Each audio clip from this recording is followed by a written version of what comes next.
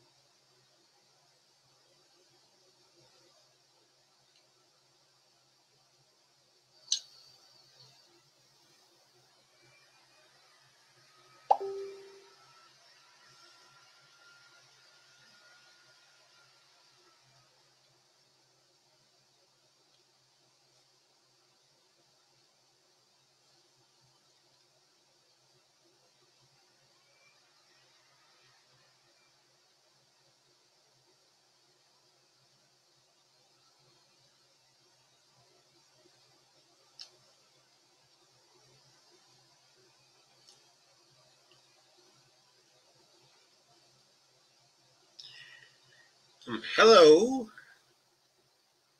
hello everyone.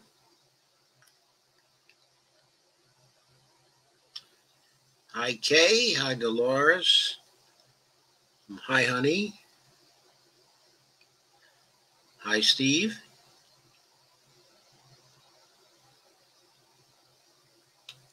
hi Avril Carmen. How are you?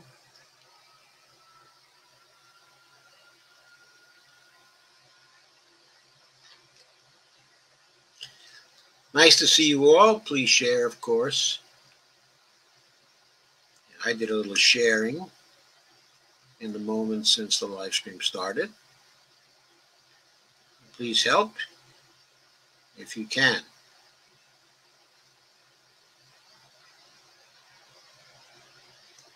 Okay, there's lots of breaking news today, which I think I'm going to actually cover tomorrow. A lot of interesting politics that's going on. Okay, I loaded up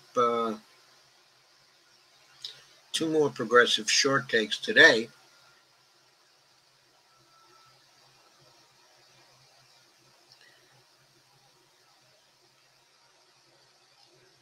So you should have seen those on my page. And of course, there's also the recording of last night's stream.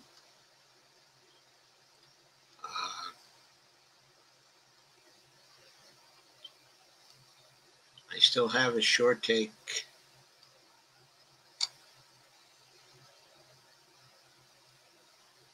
that's done that I'll load up either tonight or tomorrow.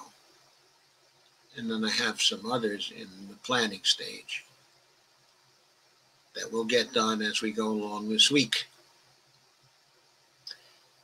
But for now, let's start on tonight's subject, politics in the Interregnum. That's the period between Election Day, or at least the day when it was fairly apparent that Joe Biden was likely to be the president of the United States, and the inauguration. And of course, this politics is marked by the two big elections in Georgia on January 5th. And also it's marked by the transition of the administrations and the news that has been coming out about who Biden has been appointing. And I've been covering that in progressive short takes. I've now covered likely candidates for 6 of the departments, and even mentioned one favorite of my own that no one else is undoubtedly thinking about, specifically Bill Black, who was my old editor at New Economic Perspectives for a while, but who is much better known as the real sheriff of Wall Street, as his fans, of which I am one, are fond of calling him. Anyway, I'm going to share a piece from Jacobin to start us off.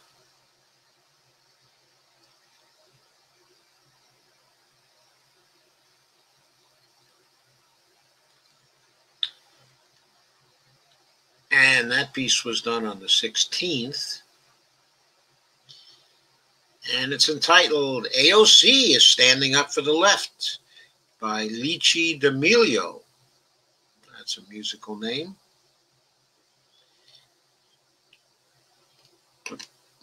Of course, this discusses the Democratic disasters down ballot.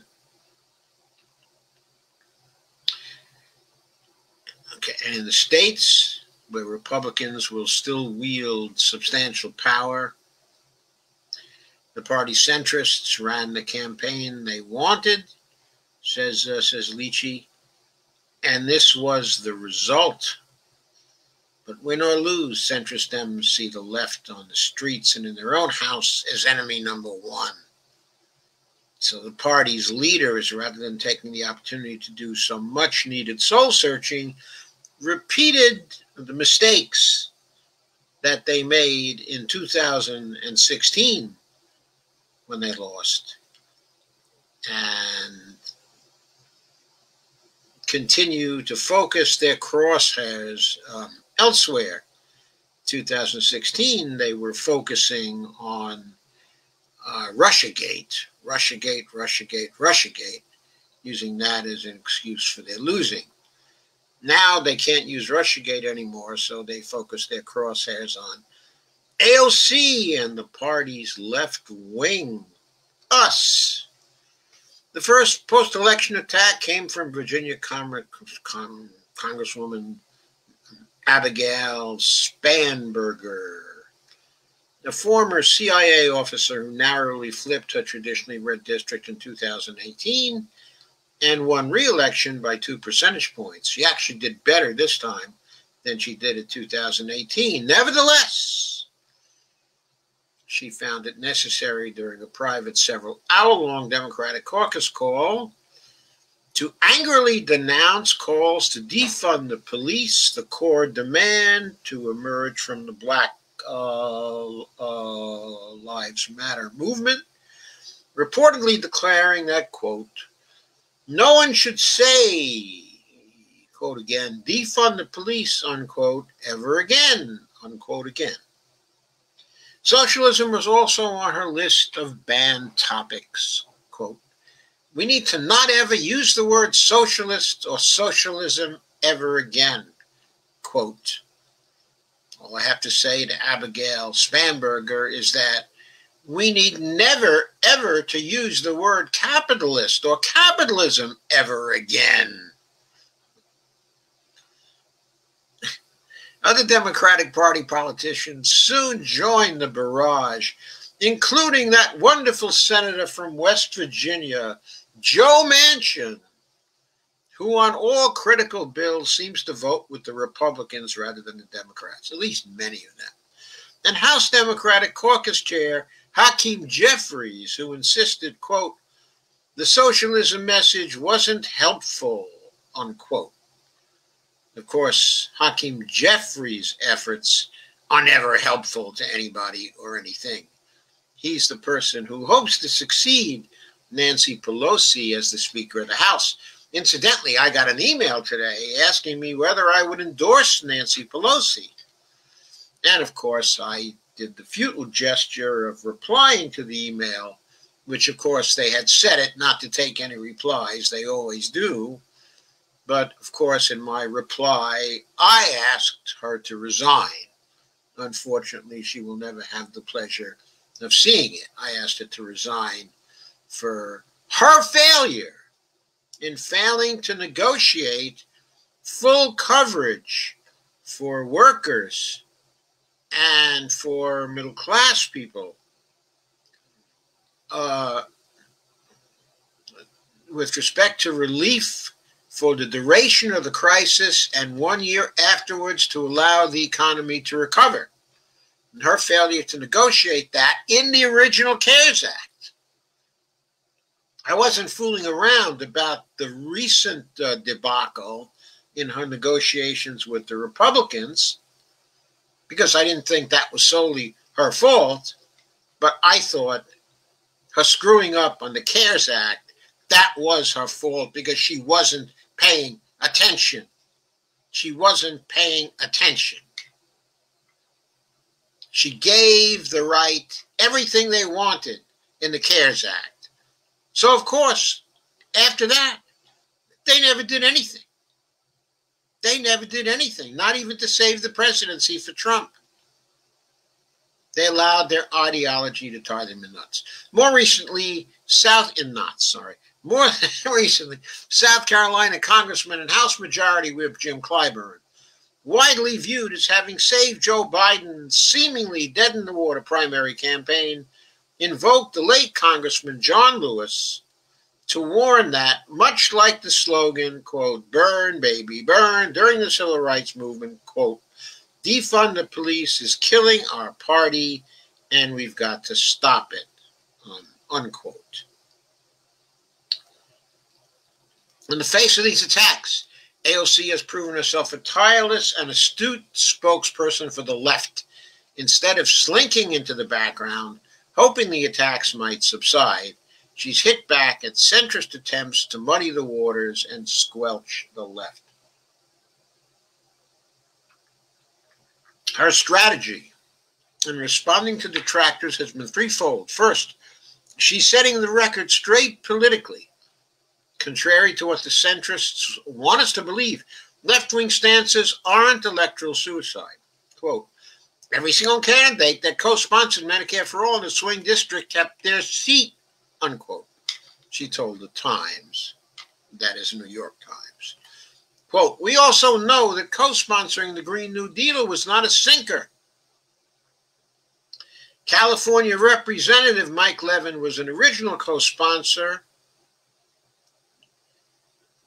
of the Green New Deal, and he kept his seat, unquote. In an interview with CNN's Jake Tapper, she explained, quote, if you look at some of the arguments that are being advanced that defund the police hurt or that arguments about socialism hurt. Not a single member of Congress that I'm aware of campaigned on socialism or defunding the police in this general election. And these were largely slogans, or they were demands from activist groups that we saw from the latest uprising in American history around police brutality, unquote. And the author says AOC is right. Mere months ago, centrist Democrats were tripping over their kente cloths in a cringe-inducing attempt to appear solidaristic. Now they're turning around and attacking the core demand of a movement they supposedly support and blaming it and left politicians for their own dismal electoral showing. Rather than throw the movement under the bus, as our colleagues are quick to do, or for easy answers to perhaps the most complex historical question the country faces, she calls for something politicians rarely do, deeper engagement. Quote, I think a lot of Dem strategy is to avoid actually working through all this, unquote, she says.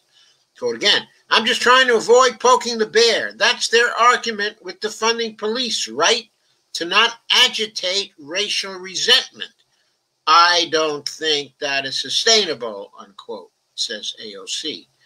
Secondly, AOC has argued that the electoral organization and campaign infrastructure of the Democratic Party is outmoded and that she knows how to do it better, calling out her fellow members for, quote, still campaigning largely as though it's 2005, unquote. She recently quipped, I've been unseating Democrats for 2 years. I have been defeating DCCC-run campaigns for 2 years. That's how I got to Congress, unquote. This argument is not separate or apart from her political argument, but has to be seen an extension of her case that the Democrats didn't lose because they have swerved too far left. They foundered, at least in part, because they're far behind technologically, and they chose to pitch their message to white, wealthy suburbanites rather than workers of all races.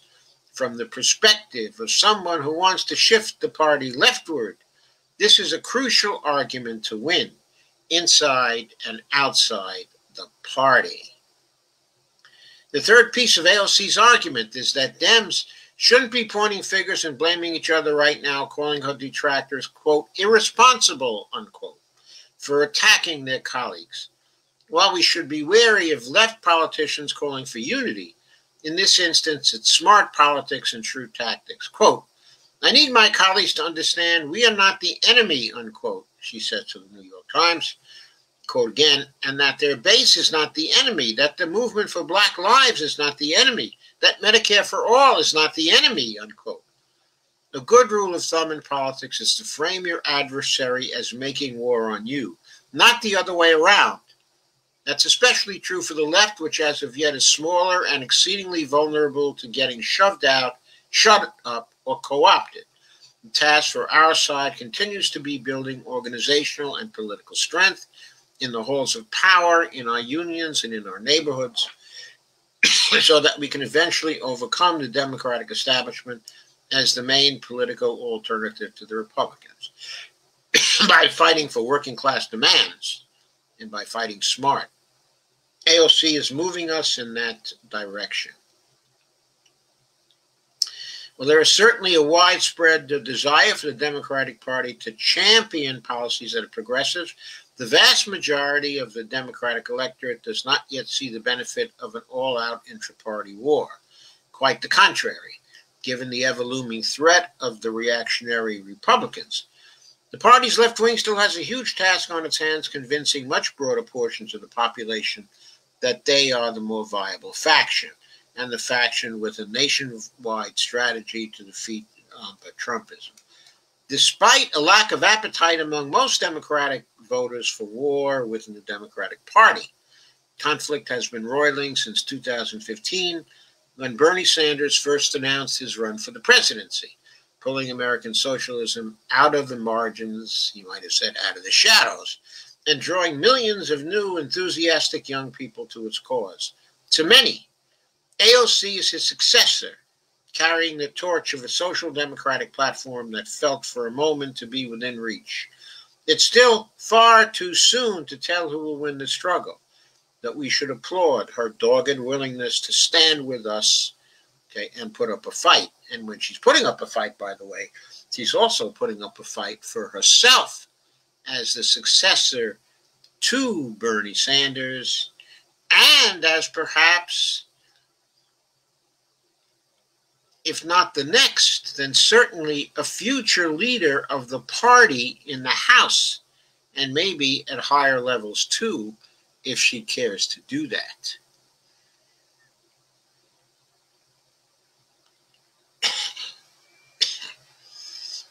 And moving right along,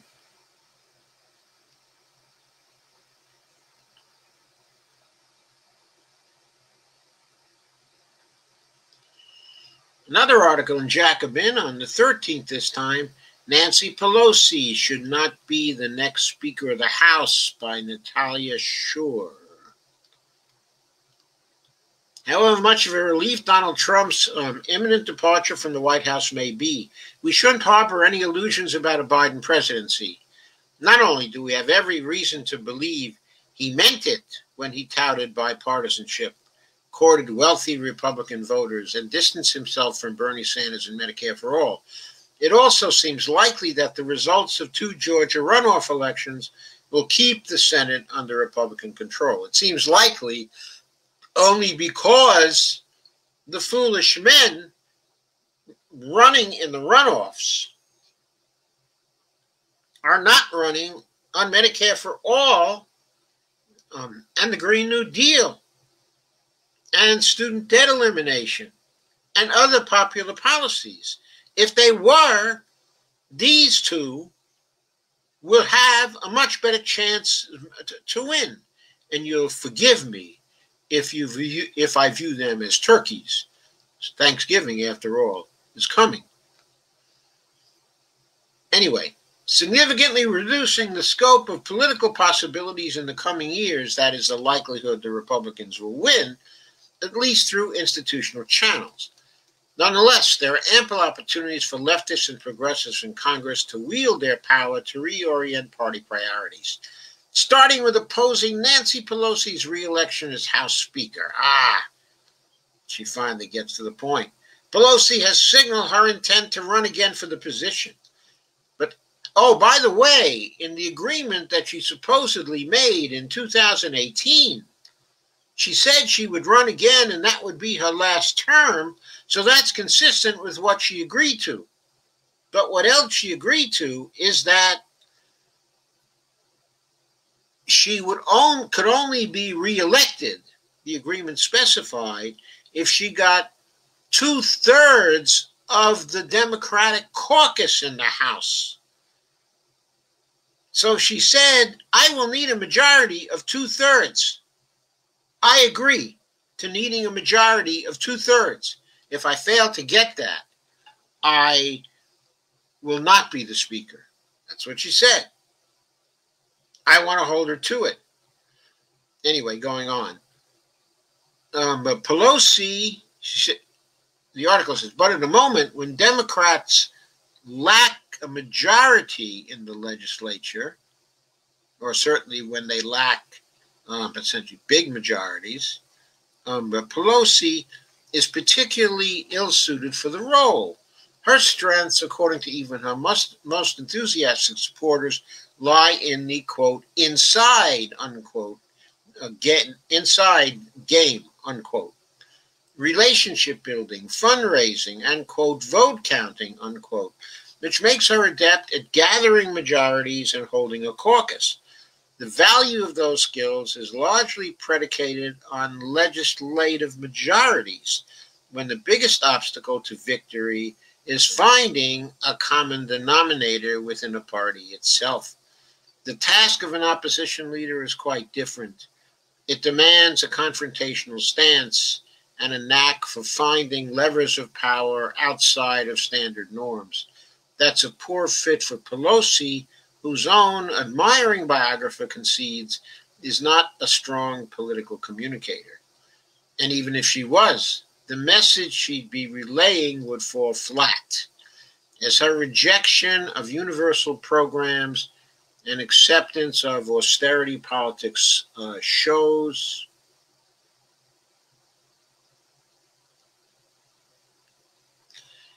She's unwilling to contest the bedrock assumptions undergirding right-wing politics.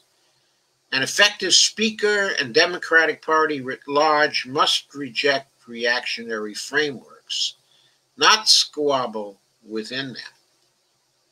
I couldn't agree more to that. The only point I would make here is that it looks like when the new Congress comes back, that Nancy Pelosi will have a majority in the House.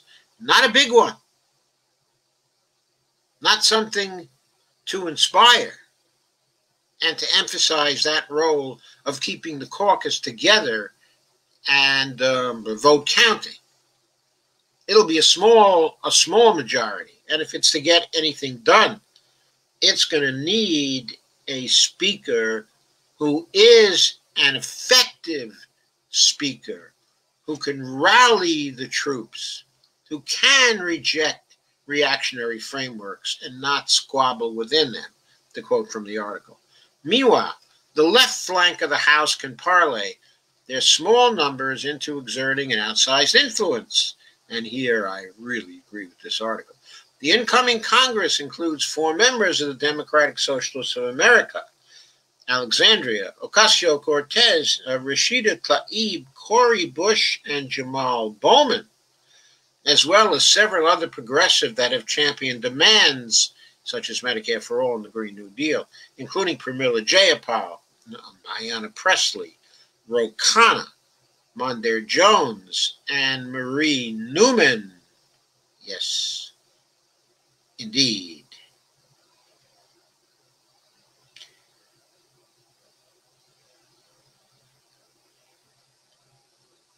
Well, this coalition's power stems largely from its ability to marshal media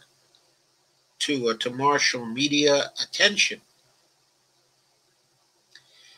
and outside support. They'll soon outnumber the margin of the majority held by the House Democrats. I think they already do, who lost several seats in an election seen as a shocking disappointment down ballot.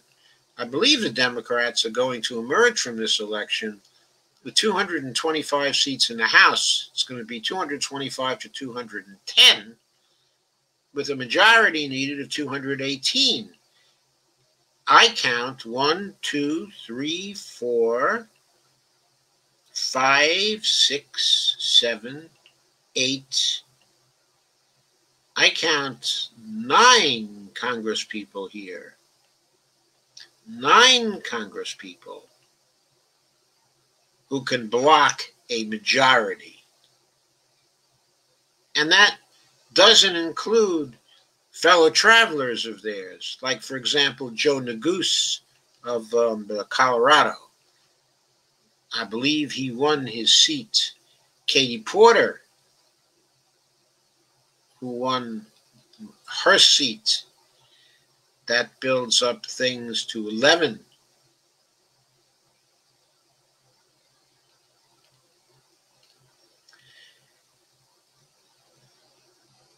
And the squad itself, 1, 2, 3, 4, 5, 6, 7. I thought there was an 8th member of the squad that got elected, not mentioned here, but I cannot think of the person. Anyway, while this coalition's power stems largely from its ability to marshal media attention and outside support, they'll soon outnumber the margin of the majority held by House Democrats, who lost several seats in an election seen as a shocking disappointment down ballot. So Pelosi is going to need these 9 people plus the other 2 that I mentioned. So these 11 people. Not to mention some others who would tend to vote along with them. For example, Mark Pocan. For example, well, I mentioned Katie Porter. already, right?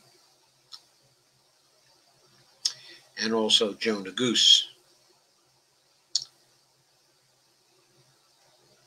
In Pelosi's formulation, this means leverage. Any vote counter can tell you the left is a contingent if you need a majority. Is a contingent you need for a majority.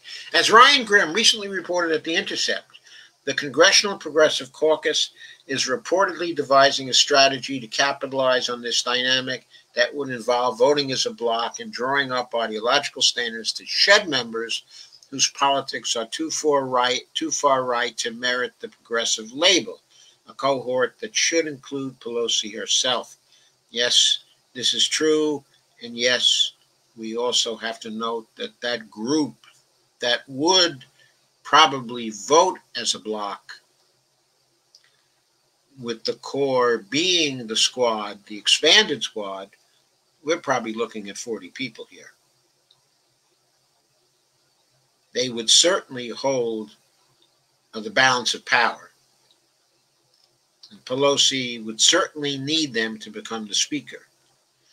And any person who hoped to be speaker would need them. I'd suggest that a likely speaker is one from their group who is seen as sufficiently centrist for various reasons that she'd be able to get along with other people and would be open to talking with them and to giving them a seat at the table, and so could hold the whole caucus together in that way. I suspect, and I've suspected for a long time, that that person is Barbara Lee. I think Barbara Lee ought to be the successor to Nancy Pelosi. And I suspect AOC thinks Barbara Lee should be the successor to Pelosi, too. Anyway, opposing Pelosi's re-election as a speaker would be an early opportunity to test the concept, apply pressure, and win concessions if they come up short. The same way a smaller and weaker group of legislatures did in 2018, brokering key committee assignments for their votes and turning congressional hearings into agit-prop. Transformative change won't be won simply with a better Speaker of the House, but leftists and progressives in the House can begin to erode institutional and political constraints that suppress the popular imagination about what is possible, and Nancy Pelosi is one of those constraints. I thought that was a pretty good article. I was glad it brought up the possibility of challenging Nancy Pelosi. No movement has emerged yet, but I hope that by January 3rd, we will see a full-blown movement to replace her from the viewpoint of somebody who is on the left. Someone from the squad itself would perhaps be premature, though maybe Jayapal and Ro Khanna would be acceptable to most other Democrats. I think most especially Ro, who was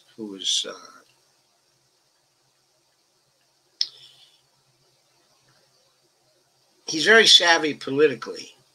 Of course, there's a boomlet on to make him the senator from California, to make him the replacement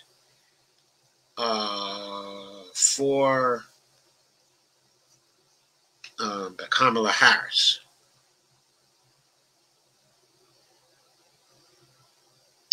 So that's something to look out for.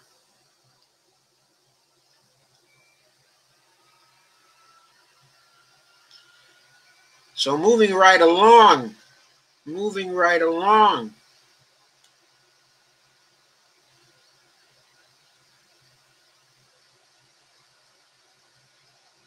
Guess what Mitch McConnell is doing?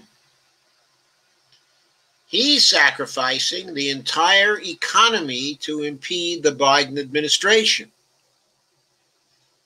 That's what the frog is doing. Here's an article by William Rivers Pitt from Truth Out from November 16th. Unless something extraordinary intervenes, we're on the cusp of what could become the bleakest winter in living memory. There are 166 days standing between us and a time when most of the country will be back into something akin to warm weather. The remainder of November, followed by December, January, February, March, and April. Almost 24 weeks of the long, cold, dark, and the menace of COVID-19 will be the collective fate of much of the country. In earlier surges, infections were concentrated in cities such as New York and Chicago, or populous states like Florida and Texas, reports the Wall Street Journal. Quote, many of the outbreaks then were linked to travelers returning from overseas or so-called super spreading events such as conferences, weddings, rallies. Now it is everywhere. People are becoming infected, not just at big gatherings, but when they let their guard down, such as by not wearing a mask while going about their daily routines or in smaller social settings they thought of as safe, often among their own families or trusted friends, unquote. The COVID pandemic is worse right now than it has ever been, worse by huge and horrifying numbers. Fewer people have been dying because the medical professionals who began this fight wearing trash bags because Trump have, in the intervening months, amassed a compendium of battlefield knowledge they lacked in March.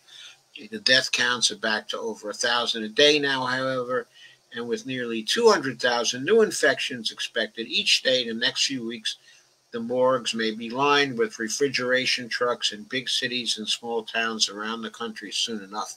That's what everybody's afraid of. Checking today's totals. It's always good to check very briefly. Going to the Worldometer site, well, now it's going to come under the heading of yesterday because they're done for the day. That's why it looks like this. But if I look into the fatalities for today, we are at 1,956 fatalities for today, for Wednesday. Nearly 2,000 fatalities.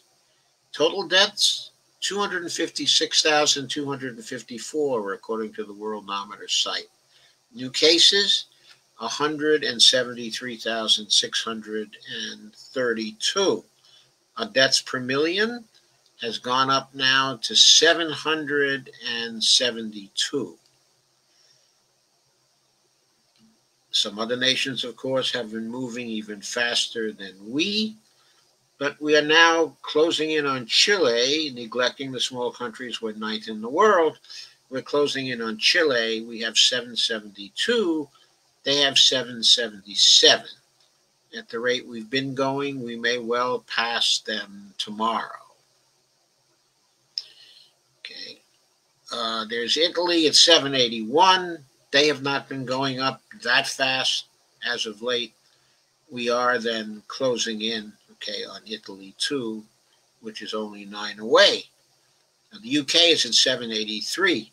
They've been moving very fast also. They had 529 new deaths yesterday. Since they have something like 1/5 of our population, that's like having something like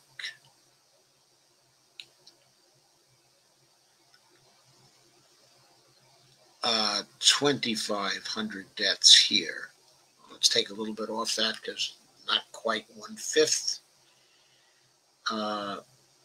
Let's say 2,300 deaths, but we didn't have 2,300. We had only 19, but they're still moving pretty fast. So we probably won't catch them by tomorrow, UK. In Brazil, they had 754 new deaths. They're about 2/3 of our size. So they had roughly the equivalent of 1,200 deaths if their population was the same size as ours. So as of yesterday, they were moving slower than we were because, as I noted, we were at 1,956 fatalities yesterday. Really disgusting, right? Absolutely disgusting. So, back to the Mitch article, though. Doctors are quitting, as are some nurses, the titanium backbone of this discombobulated national healthcare system, quote unquote. Many healthcare professionals are getting sick as this surge overwhelms hospitals again. And again, this is only the beginning of winter. Even doctors in private practice. Yes, we got our first day today where when we went outside at, when was it, at 1 or so, it was something like 44 then. Okay, that was the coldest day we've had so far. Okay. Even doctors in private practice, far from the mayhem of the emergency room, are hanging up their spurs. We haven't had much of a winter. It's November 18th. Hasn't really started yet. Not even much of a late fall. We all know why we're here. We're here in large part because of a quote-unquote president who has minimized this crisis from the beginning, and in the howling center of this new crescendo, cares only to tweet, quote, "I won the election," unquote, from the depths of his own midnight. We're here because of people like Donald Trump's favorite COVID, quote, expert, unquote, Scott Atlas, who pushes the slow genocide of, quote, herd immunity, unquote, while telling states like Michigan to rise up against necessary health strictures. The fact that basic precautions have been recast as an affront to liberty, that people in positions of responsibility are choosing to grandstand on this brazen lie with lives on the line, is how countries collapse from within. We are here because Trump's zoo of captive Midwest officials and those who follow them continue to fall all over themselves, trying to outdo the deadly folly of the other, even as those states suffer the hardest hit from this latest spike. And it is a spike, my friends. By most interpretations, including that of national COVID-19 expert Anthony Fauci, this is still the first wave. It arrived and never ended because people like those Midwest officials won't allow it to because Trump. And we are here because a large portion of the country has been hypnotized by this rogue duck president and his ersatz promises of greatness. Too many people squat within their cozy information bubble, listening to the bombastic lies from Fox News and reading the bleakest conspiracy gibberish at Breitbart. Too many people think they're heroes because the radio tells them they're patriots for not wearing a mask. Pushing back may feel empowering until you've pushed us all over a cliff. This is allegedly a nation of rugged individuals. Rugged individuals should take responsibility for themselves and their actions. When this thing is over, and it will be someday, a few million people are going to have to walk on a road of bones before confronting the face they see in the mirror. I envy them not, says William Rivers Pitt. At this juncture, however, the only person perhaps as worthy of purest loathing as Trump is his chief enabler, Senate Majority Leader Mitch McConnell.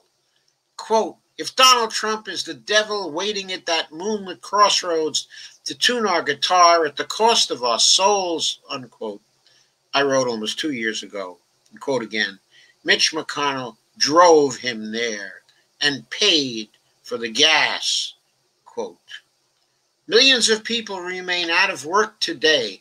The effect of the first and only stimulus package McConnell allowed for a vote has all but dissipated. Those unemployed millions face the termination of their unemployment insurance at the end of the year, just when the eviction moratorium is set to expire. When this COVID spike reaches its apex, the country may well be forced into another full shutdown. If McConnell and the Senate do not pass a robust aid package, the economic cost will be unimaginable. Restaurants currently praying for the snow to hold off so their lifeline of outside seating can continue, may well be broomed off the sidewalk when the hammer falls. And thousands of other businesses that cannot operate without customers will disappear. The answer for this is not to pretend it isn't happening and stack corpses before the altar of can't stop capitalism.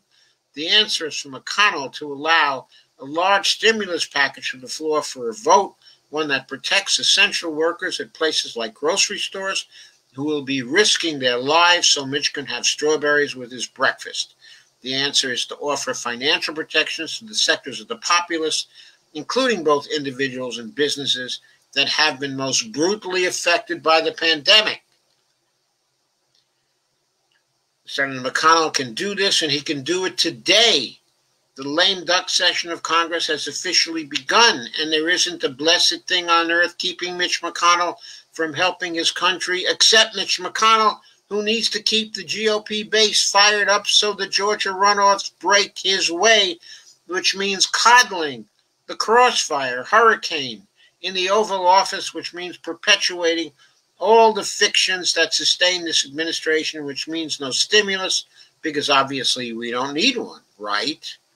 Besides, trashing the economy before January 20th will mean Joe Biden's administration will be buried to the neck before they get through the door. That's what matters to Mitch. That's all that matters. Wasn't that a fine piece by William Rivers Pitt? I think it was. We need to get out on the streets. We really do. We need to get out and not come in. Maybe we all ought to get out and go to Georgia and do it there, condemning Mitch and the two Republican candidates there, making it clear to the American people they are to blame for the lack of COVID relief. The blame placed on Nancy Pelosi is a distraction. It's a distraction. Yes, she deserves blame for what she did with the CARES Act, not being careful enough to secure help for everyone for the duration. That's on her. But the blocks since then have been on them. They spent the whole summer diddling around, going on vacation, and not blocking whatever Pelosi suggested. Blocking the HEROES Act. Blocking any negotiations on it. Turning over the negotiations to Trump and Pelosi while hanging back and talking about $500 billion bills that would have been insufficient. That was Mitch. That was the Republicans. That was those two senators running now in Georgia for re-election. We need to be in the streets demanding what the federal government can give us. And we need to be demanding that those two senators be turned out on their rear ends. Because first of all, both of them are crooks who refuse to tell their constituents about the virus while they profited in the stock market. But secondly, because they stood with Mitch and blocked relief for the American people for all this time.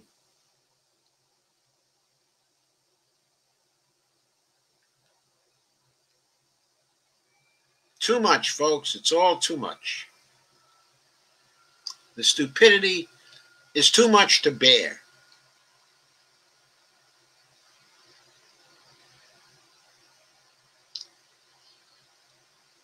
And an article by Andrew Richner at Jacobin. Joe Biden won't provide serious coronavirus relief without being forced by the left. I agree. That's another reason why we need to get out into the streets and not come home until this is done. Biden, an avowed centrist, is not about to enact sweeping social reforms or concede much of anything to the left. With the possibility of a Democratic majority in the Senate hinging on runoff elections in Georgia, the Senate may end up Republican-controlled, which would further pull Biden to the right. Not that he needs much pulling, given his career as one of the key figures in the Democratic Party's rightward turn. The only counterbalance to Biden's inevitable rightward lean will be popular mobilization. But you can't organize and mobilize around abstract calls to push Biden left. We need a concrete agenda. We need a broad program in response to the pandemic that focuses on providing serious economic relief to Americans, expanding the free healthcare provision in a way that can move us toward Medicare for all, and taxing the rich to pay for all of it. As you know, we don't have to tax the rich to pay for all of it. We can tax the rich to safeguard our democracy. We don't need to tax the rich to pay for any of it, as this writer, Andrew Richner, should know, but evidently he doesn't. What happened November 3rd? Joe Biden centered his general election campaign on responding to the pandemic sweeping the nation and the world. There's no doubt that the pandemic and its economic impact were top of mind for voters. According to exit polling, 93% of Biden voters rated controlling COVID-19 spread the most of any issue as, quote, very important, unquote. And COVID was in the top 3 issues for all voters in a CNBC exit poll. But Trump has always excelled at translating working class economic suffering into ruling class political priorities. His ability to do so with immigration in 2016 infamously won him former Obama voters in Rust Belt states. In 2020, Trump was able to build on those gains, particularly among non-educated people of color, a demographic group that swung most towards Trump. While downplaying the pandemic, Trump cynically pinned lockdowns on Democratic governors and associated the economic pain they caused, to Democrats and Joe Biden. Trump was able to translate Biden's calls to listen to the scientists as calls for, quote, more lockdowns, unquote, highlighting in many voters' minds the devastating economic impact of such lockdowns without policies like monthly checks to make up for lost wages for working class voters. He did accomplish that. At the end, 52% of voters said controlling the pandemic was more important even if it hurts the economy. This nearly matches the 50.8% popular vote that Biden won, on a nationwide basis. But economic recovery and lowering the unemployment rate were among the top 3 issues for Trump voters. And the economy was the top issue for a third of voters in CNBC's poll. And Trump had the advantage on the economic questions over Biden because Biden did not campaign on a robust economic response to the virus. Why not? What is wrong with Biden? He had the requisite economists to advise him to campaign on a robust economic response to the pandemic. Why didn't he do it? Ideology. Biden will assume office with a higher infection rate than today's, and after a grueling 3 months of economic and physical misery. At least if we don't get out into the streets and literally make Mitch come to the table and do something. Unless we can do that, it's going to be a grueling 3 months of economic and physical misery for many of us. If the Republicans win the Senate, there's little chance that Biden can or will negotiate a more expansive stimulus than what Congress passed last spring. And Republicans will ensure that any stimulus that comes will be paid one way or another by average people rather than through taxing the rich. In fact, Republicans will be eager to maneuver so as to make sure the economic hardship of lockdowns and other pandemic-related spending is felt regressively and pin it on Biden ahead of the 2022 midterms. That is going to be their strategy. The only way we can protect from that particular strategy and a Republican sweep in 2022 is to get in there and strengthen Biden's backbone with street-level activities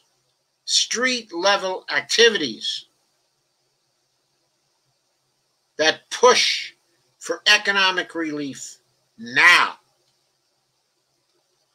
Economic relief measures should provide a means of continued subsistence for all workers with no means testing, a pandemic, a universal basic income, a quote, lockdown paid leave, unquote. Shelter small businesses from impacts of shutting down shop during lockdowns, or for relief for local governments to reverse cuts due to diminished sales tax revenue. Next, employment guarantees through a federal jobs program to replace jobs that have already been eliminated due to the lackluster economic response. We also need to keep pushing for universal health care despite Biden's continual statements that he does not support it. It may not be feasible to pass a Medicare for All bill federally anytime soon, but much could still be done to expand coverage, like granting waivers for state-level assets and free medical care for military hospitals, for example. We have a better idea for that, which will be coming on as we go through. Treatments and vaccines must be free for all, especially for those who have extended hospital stays or have long-term conditions as a result of COVID infection. Most urgently, coronavirus relief must cover procedures deferred due to COVID, must eliminate copays or deductibles on any emergency or ICU care, in addition to COVID treatment and vaccination. Create a large-scale contact tracing program hiring 100,000 plus more contact tracers, place a moratorium on medical debt collection, bring public healthcare systems fully under public control, distribute vaccines through public assistance programs. The cost of the pandemic has thus far been shunted onto the working class, small business owners, and the urban poor. The rich, especially the billionaires and trillionaires, at the head of companies like Amazon, who have made record profits during the pandemic, must pay for economic recovery and pandemic response. Again, we don't need them to. Institute a federal income tax on corporate income of online business, provide consumer and student debt relief, keep prices on essentials low, increase the federal minimum wage, add billionaire and trillionaire tax tiers. That's long, long overdue, by the way. The presidential elections shows the vital need for a left program to address both the public health aspects of the pandemic and its economic impacts. Biden's versions of pandemic response, which promises to follow the advice of scientists, is better than Trump's, but Biden's response is bound to inflict economic hardship and suffering for millions, and Republicans will be eager to ensure this is felt most acutely by the working class, then capitalize on electorally at the first chance they get. But the left has an opportunity to push a program with solutions to widely felt anxiety and suffering, while at the same time pushing Biden and Congress to the left. So those are the kinds of things that definitely have to be done. We don't necessarily have to tax, to get them. We may be able to do some things without even going through a Republican Congress if we still fail to block the two Republicans in Georgia from getting their reelection. We really have to do that. We must see that that is done. That is of overwhelming importance. Next, starting to get into the nitty-gritty now of this, folks.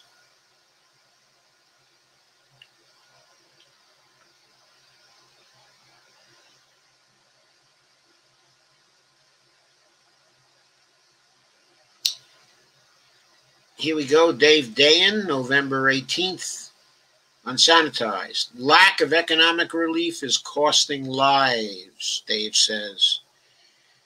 Mitch publicly stated days after the election that the lame duck session was the time for a coronavirus relief package to assist the American people in a time of growing need. That was right before the November JAWS report, when he remarked that the actually not all that positive numbers reinforced his preference of making that assistance targeted at those who need it. To my knowledge, that was the last time Mitch McConnell has mentioned this at all. Instead of putting anything on economic relief up for a vote in the Senate, the past 2 weeks have been the usual parade of roll call votes on judicial nominations, along with one doomed attempt to confer Judy Shelton to the Federal Reserve. Dave says, I wrote up that saga, which is very much about the coronavirus. In short, yes, because there were 2 Republicans who couldn't vote. In short, Republican nonchalance about the virus cost them the opportunity to fill the seat. And by the way, Sherrod Brown had the chair in the Senate for a very brief time. And one way he used the chair was to ask Republican senators to put on their masks. He said he could not force them to, of course, but that there are people below them, staff. They're spewing coronavirus out on the staff. He said, be considerate, wear masks. And one of the Republicans, of course, said, you can't tell me what to do. And Sherrod said, I know I cannot tell you what to do, but I am asking you to have consideration for these other people who work for us and who sit below you. Disgusting people they are. Disgusting people. Anyway, McConnell surely knew in advance he wasn't going to get Shelton confirmed yesterday, although it was clarifying to him to see how close the vote would be. But this could have been time spent hammering out a deal. We have some confirmation that no time has been spent in that manner from Democratic leaders Chuck Schumer and Nancy Pelosi. They're requesting McConnell's presence in negotiations, something he has not done previously. Their main point, of course, is that the coronavirus is raging through the country right now, particularly in Republican areas, with Republican leaders finally relenting on restrictions to prevent the spread. Now monetary relief is needed more than ever. Add on top of that key measures that will expire as the lame duck session expires, the eviction moratorium, the freeze on student loan payments, and unemployment benefits for an estimated 12 million Americans. There's no ambiguity over what to do, but McConnell holds the key to actually doing it. The Federal Coronavirus Task Force just yesterday, told VP Pence that we're on track for 2,000 Americans dying every day. And what did I just say? 1,956 Americans died today from COVID-19. In short order, the article says, and that the best mitigation measure to prevent an overwhelming of the health system is to close bars and in-person restaurants from serving customers. We've known this for months, and studies have backed it up. A CDC study shows COVID patients in one sample twice as likely to have eaten at a restaurant recently. But states have made only halting attempts, preferring to reduce capacity rather than shut everything down. The reason why is obvious, as Annie Lowry explains. The government has provided no support to these establishments or the states and cities that rely on sales tax revenue from them. Without the assurance of compensation, bars and restaurants forced to close again will simply cease to exist. That's not even a paycheck protection program. There's not even a paycheck protection program, which was too meager the first time around and didn't prevent businesses from failing as a bridge until the danger passes. The saddest thing about this is that this time we really do need a bridge, albeit one that lasts about 6 months. Positive signs on vaccines, more on that but below, have put an actual time limit on federal aid. The problem with the CARES Act was that it was temporary, too temporary to be of use when the real hazards would emerge in the fall. Now we have a completely different situation. where we need a temporary set of massive support until we get everyone vaccinated and crush the virus. In the absence of that, policymakers are putting economic sustainability ahead of public safety. They don't have any choice. Workers have to come in and do their jobs despite the hazard because there's no boosted unemployment left. That was due to the Republicans. That was due to Mitch. Cities can't demand a total closure, at least they're resisting it. Now remember, they didn't want the boosted unemployment because they wanted people to go back to work. They wanted them to go back to work, even though the first wave had not been ended. According to medical advice, they wanted people to come in and go back to work. That's why they got rid of boosted unemployment, because they said there was no incentive for people to go back to work.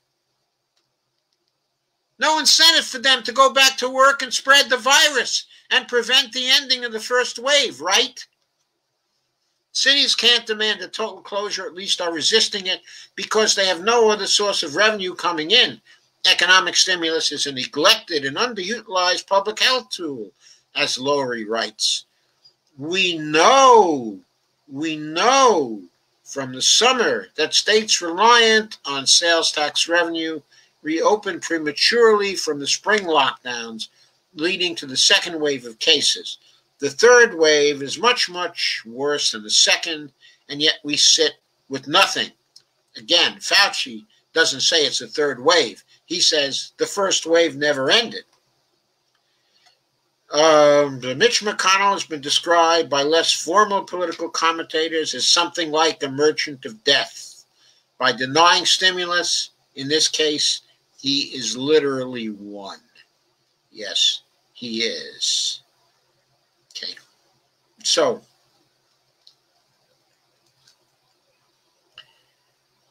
there's a little news, on the virus, on what makes it the death march right now so painful is the good news on the scientific side. It looks like the Pfizer vaccine is 95% effective, on a par with the Moderna vaccine. The phase 3 trial still needs a peer review, but you can expect an emergency user authorization request from Pfizer within days, and probably not much longer for Moderna.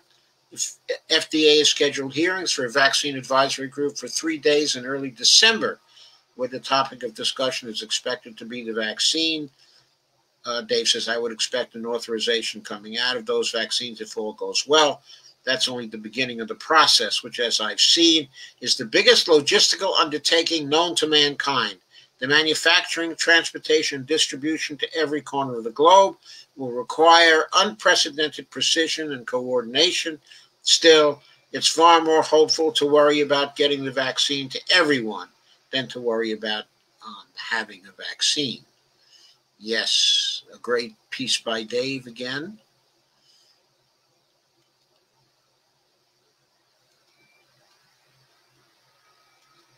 And next we have another piece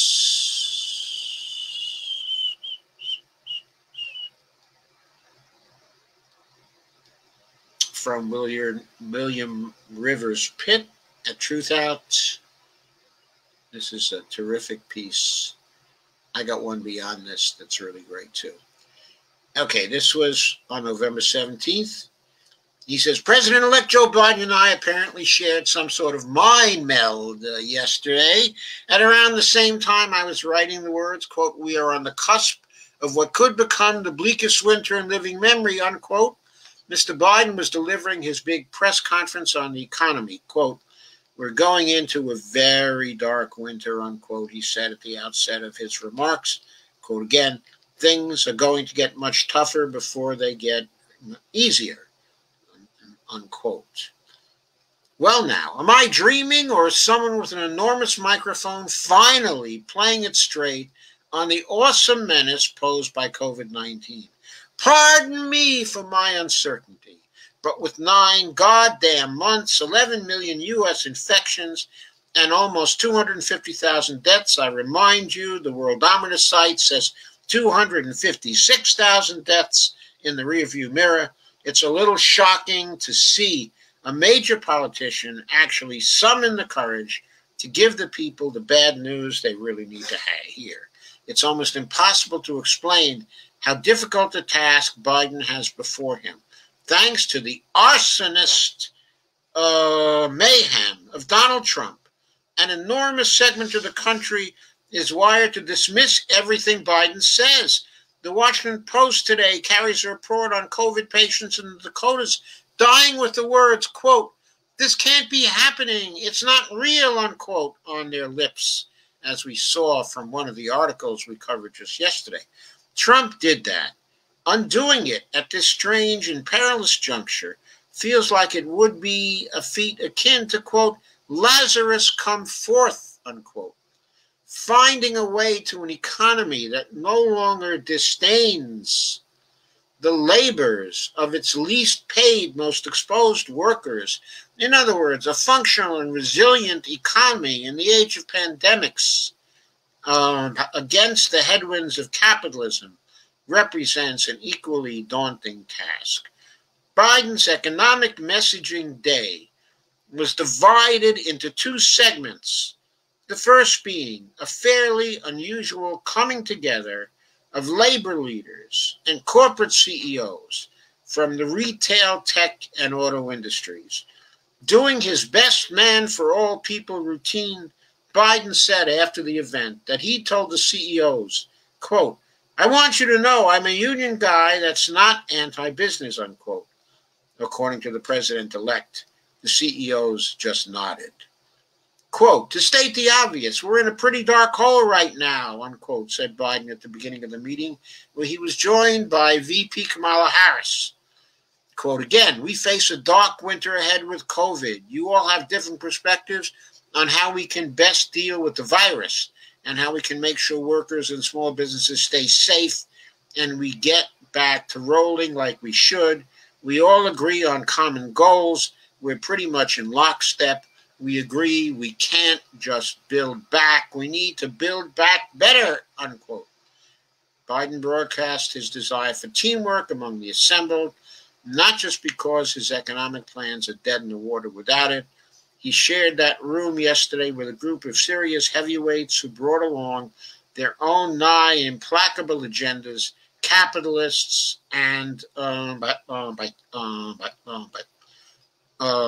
also unionists who have literally seen and heard everything under the sun from every glad-handing politician who has ever come their way.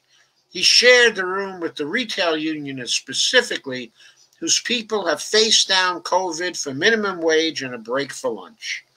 Time will tell if the president-elect brought them on board with his, quote, "COVID first," unquote, agenda. What they may have discussed away from the cameras is anyone's guess, but again, we'll know when we start seeing promises kept or not. The CEOs, by and large, have gotten everything they've wanted from every president going back even to the age before Reagan. If COVID has taught us anything at all, it is that workers, union or otherwise, are the much ballyhooed, quote, "economy," unquote, our leaders spend so much time talking about. Whatever else the future may hold, greater protections for them are an absolute necessity. At the Wilmington press conference, where he was again joined by Harris, Biden underscored the point he was making to the union leaders and CEOs. There is no economic plan, none, unless and until COVID-19 is successfully contained. It sounds so simple, and yet this very simplicity has been blown off by Trump et al. For much of the year, which explains why we're currently trapped in a hurricane outbreak of new infections. "It's going to be difficult," said Biden at Wilmington, "but it can be done." And the union and corporate leaders at the earlier meeting all agreed that means rallying the country behind a national strategy with robust health measures such as mandatory masking, widely available testing with rapid results, scaled up production of life-saving treatments and therapeutics, and safe, equitable, and free distribution of the vaccine. Heady stuff after the folderol of the Trump administration, and grain of sand simple. After emphasizing what has to happen first with COVID, Biden went on to lay out his vision for what can happen after COVID. Once we shut down the virus and deliver economic relief to workers and businesses. Are you getting that? Deliver economic relief to workers and businesses. Then we can start to build back better than before. We talked about how we have an opportunity to come out of this stronger, more resilient than we were when we went in. And I wish you could have heard corporate leaders and major labor leaders singing from the same hymnal there. They've talked about the need. The business community talked about the need to invest in HBCUs and community colleges. They talked, of retrofitting 4 million new buildings, our old buildings, to retrofit them and make them new, weatherizing 2 million homes, building more climate-resilient cities and towns. He added that these investments will specifically happen in communities of color, quote, so we can break the cycle where in good times they lag and in bad times they get hit first and the hardest, and in the recovery it's the toughest to bounce back, unquote. Because it was Joe Biden, the remarks yesterday lacked the rhetorical flourishes of Trump or the eloquent flourishes of former President Obama. The president-elect was workmanlike, occasionally plotting, and prone on occasion to fall back on the pablum of political happy talk. Most of it we've all heard before, and some of it we desperately needed to hear, even though we knew it already. Yet there was a vibe about Biden and about the VP-elect that put me in mind of a strong horse in traces, breath gusting white in the chill November air. All that horse wants is to take one step forward, then another and another, with the plow hitched to its back, breaking open the earth behind. Nothing fancy, nothing flashy, just get it done. Fancy and flashy won't see us to the spring. Duplicating the plodding strength and patience of a workhorse, however, may just be how this grim story finds resolution. Biden and Harris want the plow. Soon enough, they'll have it. And we will see if patience and the relentless truth, combined with hard work and the traces, head down, go forward, one step at a time, will be enough to pull us through. I think it will be if we all emulate that horse too. I don't know if that's right. Okay, I hope it is. But whether it's right or not, I thought that was a very elegant piece. Very elegant piece. Worth reading, worth thinking about. Oh, by the way, I saw Biden on a Zoom call today.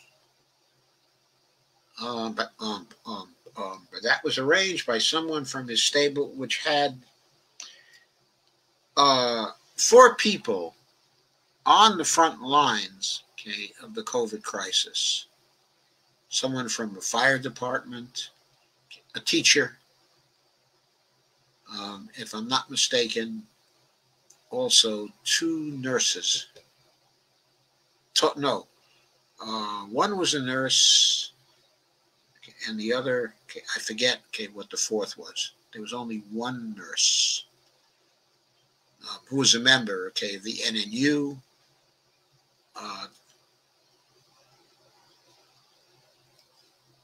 There was also, another union member there. The teacher was a teachers union member. 3 out of the 4 were union members. And the fireman, of course, was a member of the International Association, of Firefighters. And the way Biden talked to those people and the way he listened to those people, you can see this notion about him that he really has an ability to relate to people in a very personal way. Now, we didn't see from Obama. Obama was very cordial, and He seemed, fun to be with and to have that. But what Biden had, he had this I feel your pain thing. Except you really got the impression that maybe he did. Now, if that's ever going to be reflected in policy, I don't know. But it was really an impressive performance from him.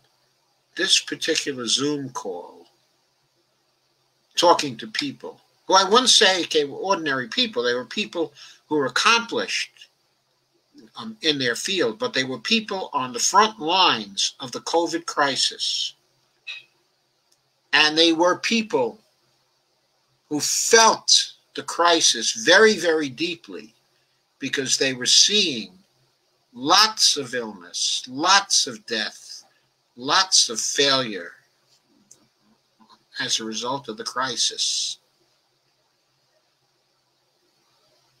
And Biden was empathizing with them very, very successfully and relating his own experience to theirs.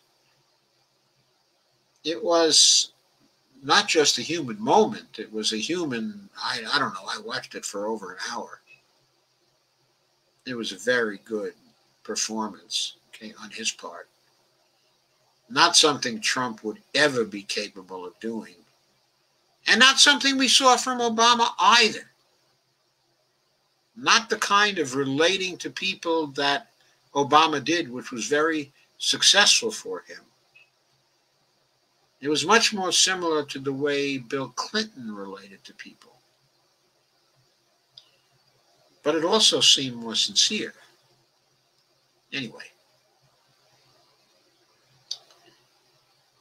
And here's the last thing that I wanted to cover today.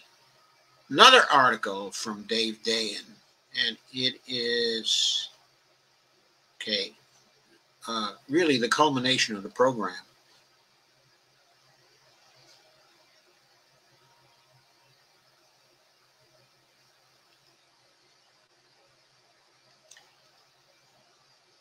It's from Dave on November 17th. It's not a sanitized column. It's a separate article in the Prospect.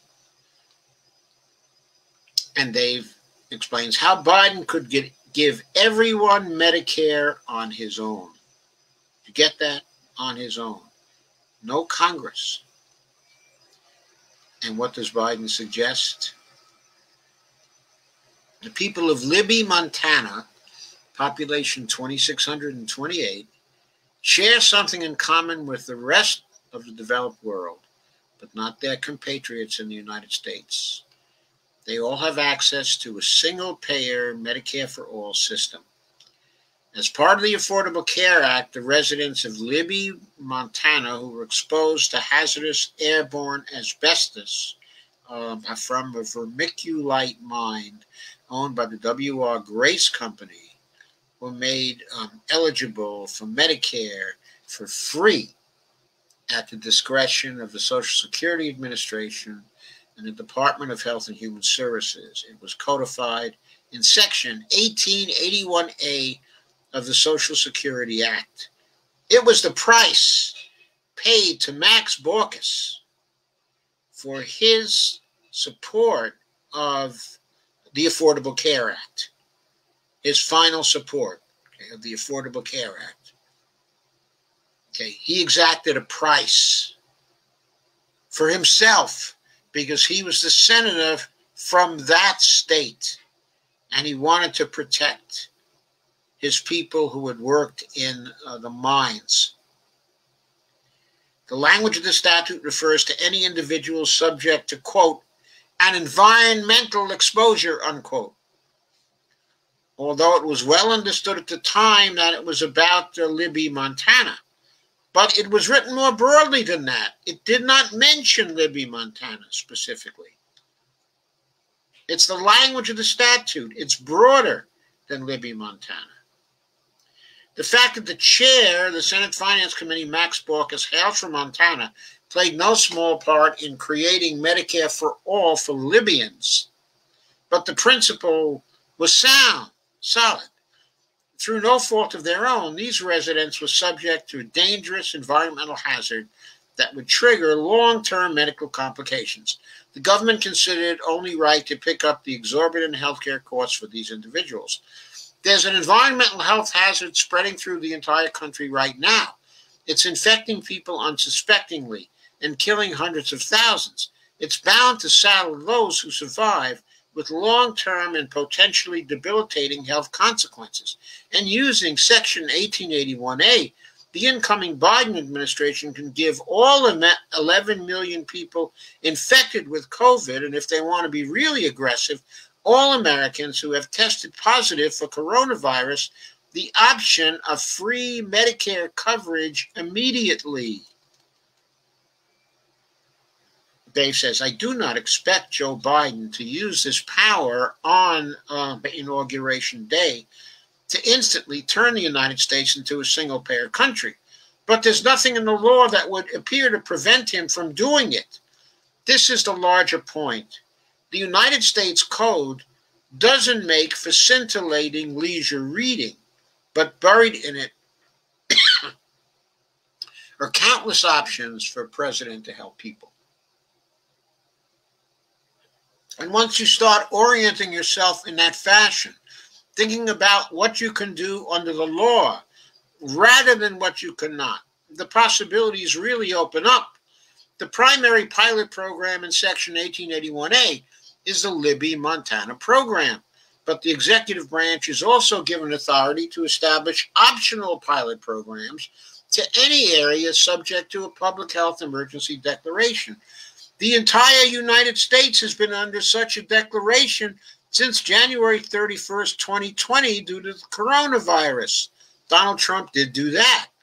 It's possible that the Environmental Protection Agency would have to declare a separate public health emergency under the Superfund law to comply with the statute, but Biden's EPA administrator could easily do so. Individuals eligible for Medicare would have to spend 6 months in the geographic area subject to the emergency. Since the area is, quote, the entire United States, unquote, this should not be a problem either. At that point, the individual with exposure to the environmental hazard files an application for Medicare benefits and receives them if they meet the proper criteria. The statute cites that those eligible for benefits must have a diagnosis of ailments such as mesothelioma and other consequences from asbestos exposure. But an addendum at the bottom makes the statute applicable to any individual, quote, exposed, quote, to a public health hazard to which an emergency declaration applies based on such medical conditions, diagnostic standards, and other criteria as the Secretary specifies, unquote. Cutting through the legislation ease, this means that HHS could create a specific pilot program around COVID-19. We know there are going to be specific long-term costs from COVID-19. While we're still learning about long-haul COVID patients, it is possible that they could experience a lifetime of health problems from their infection, whether through severe lung damage, heart failure, or gastrointestinal complications. The cost of managing these difficulties will be high and probably out of reach for most people. It's cost-effective to put them on Medicare and ensure that they don't have to go bankrupt because they were unlucky enough to contract the virus. We did something similar with kidney disease under Richard Nixon, and for first responders with respiratory problems after spending time at 9/11 cleanup sites.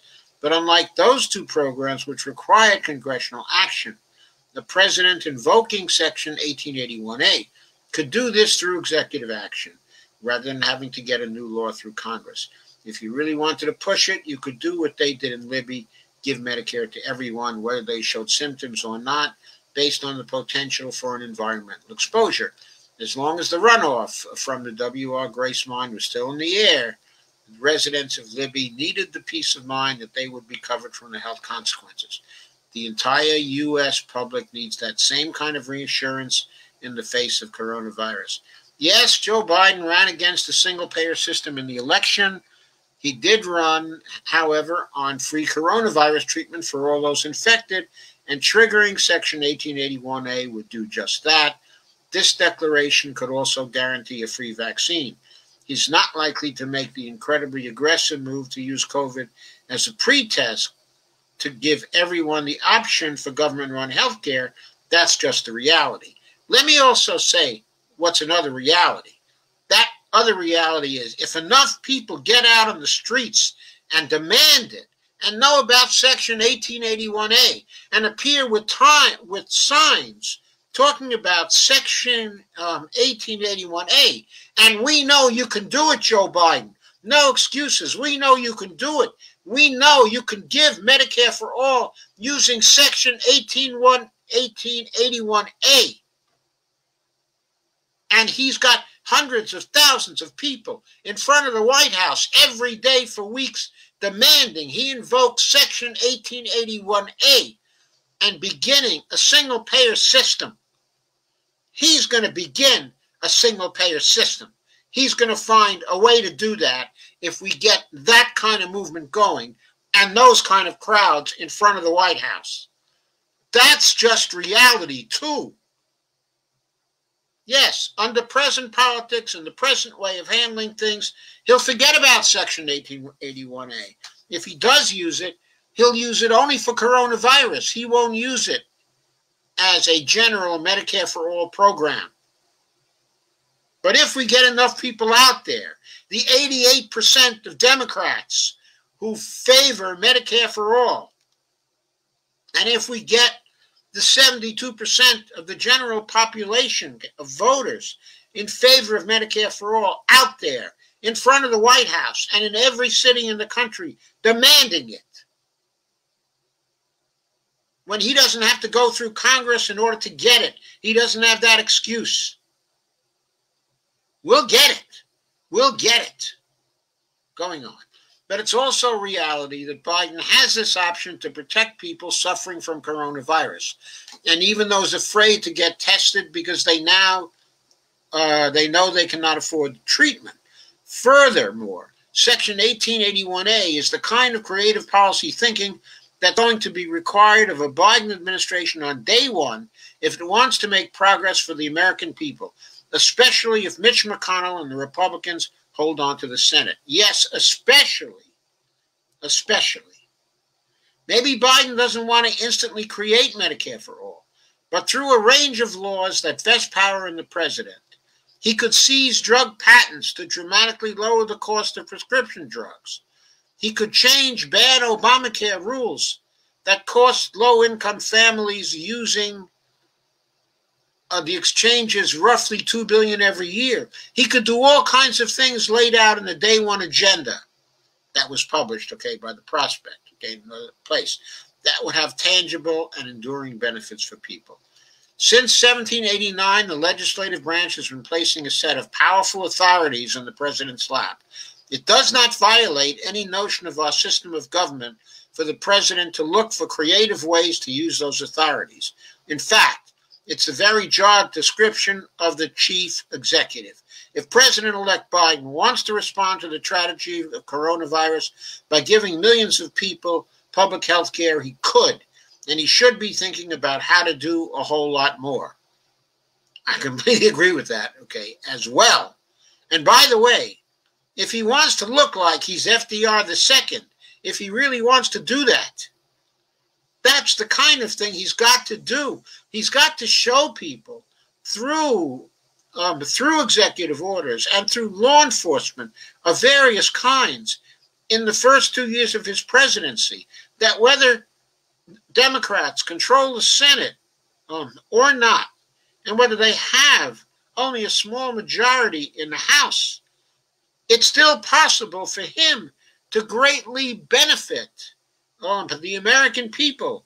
And then he can run on those great things he's done. In 2022, he can run with a new slate of candidates for the Congress, telling people he needs their support for this new Congress to begin to translate into a whole new legislative program to build the country back better.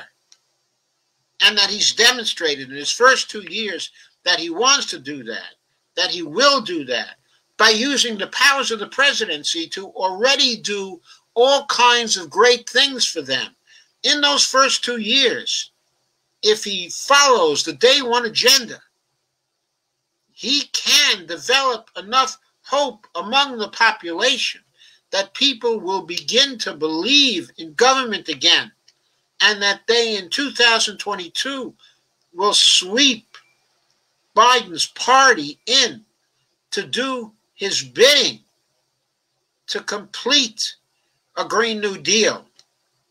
Now, he's never used the term Green New Deal, but signs are beginning to appear that he wants to do serious stuff about the climate, that he does want to do that. He does look at the climate problem as an existential threat.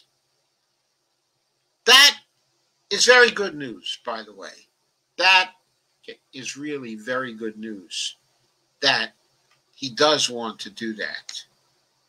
Now, let's hope that these new possibilities emerging and the situation coming about in this transition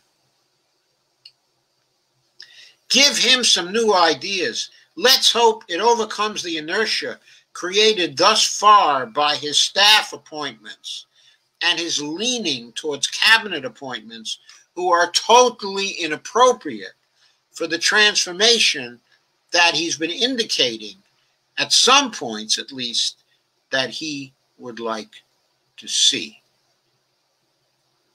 One more thing, because this is relevant for tomorrow. I couldn't do everything tonight because you can't do everything in the world in one night.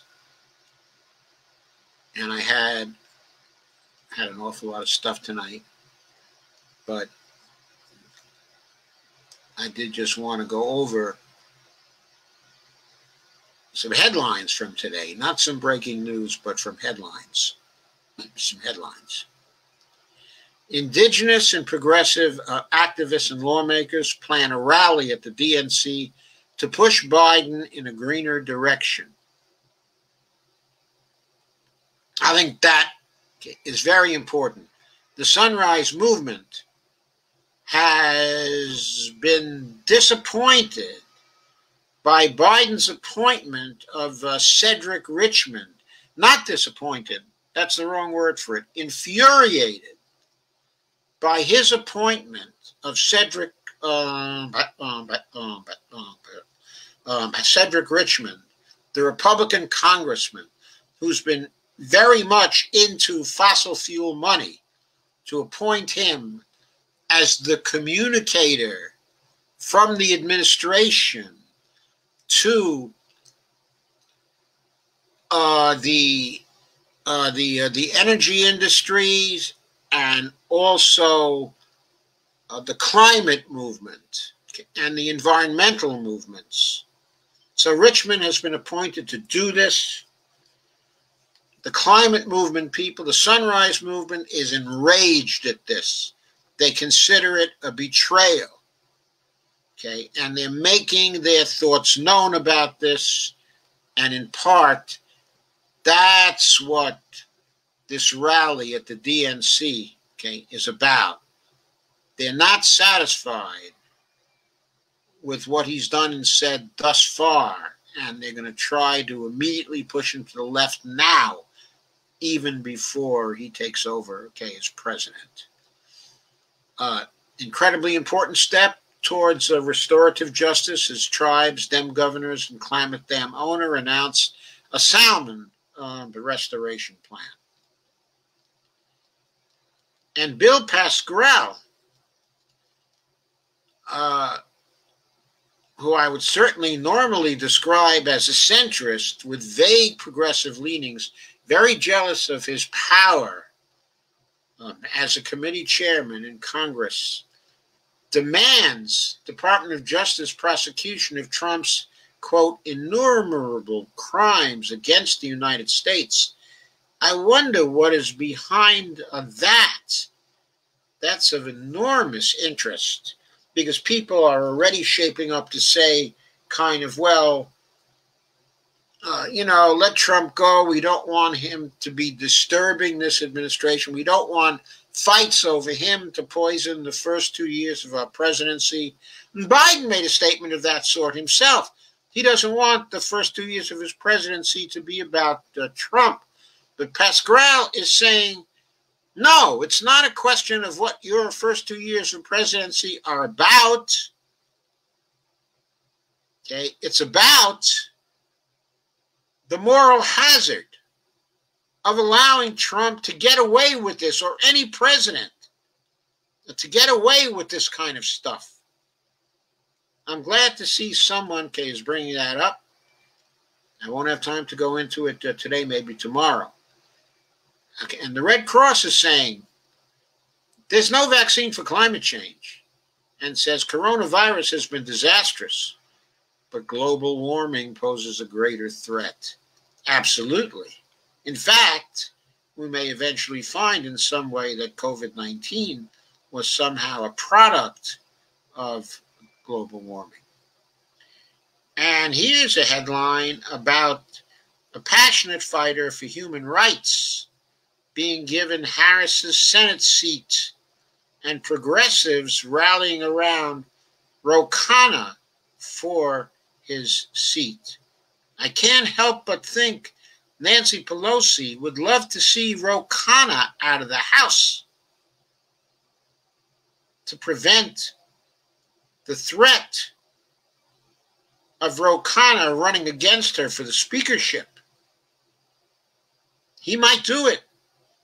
He might have sufficient support beyond the Progressive Caucus to be able to mount such a challenge to Pelosi. She would want her cousin, the governor of California,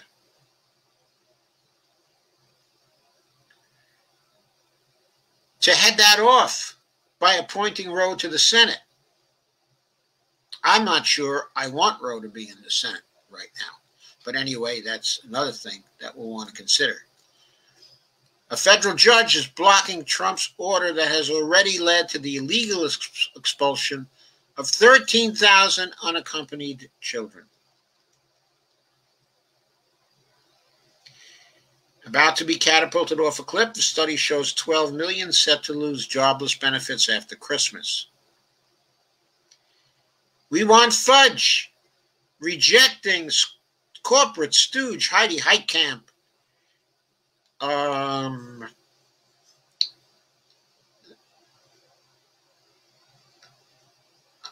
The progressives are pushing back with Ohio Congresswoman Marcia Fudge for USDA chief. Undoubtedly, Marcia Fudge would be a much better Secretary of Agriculture than Heidi Heitkamp.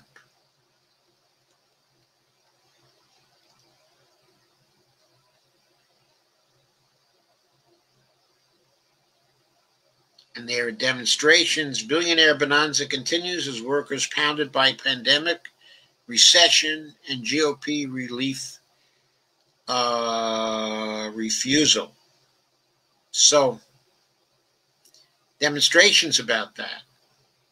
Those have to be built back bigger and better. Outrage growing over Lindsey Graham's alleged assault on election integrity in Georgia, where the Secretary of State is saying that Lindsey Graham asked him to cheat. Who's going to break the news to Trump? He's silent after the GOP dropped its effort to block the certification of votes in Michigan. And NOAA research shows climate crisis is the primary cause of 98% of the dead Florida coral reef. Climate crisis. Yet another legal loss for Trump as Pennsylvania Supreme Court finds no fault with Philly observer placement. House progressives call on Pompeo to condemn Israeli demolition of a West Bank village that left dozens of people homeless. And to save countless lives, the U.S. medical groups demand that Trump share COVID-19 data with the Biden team.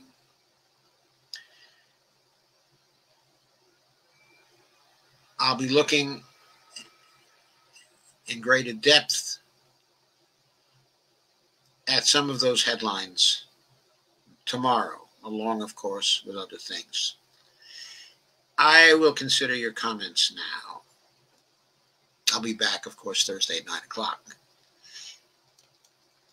Everybody says hi, and sharing. Avril says, hi, Dr. Joe, I'm well, thanks for asking. I'm glad you're well, Avril. Steve says, our coronavirus lockdown began swiftly in March and was all-encompassing. The provincial borders were slammed shut. In Nova Scotia, even public hiking trails were closed. A big deal for a population used to the freedom to head into the wilderness at will. But the lockdown worked. That was from a New York Times article about what happened in Nova Scotia.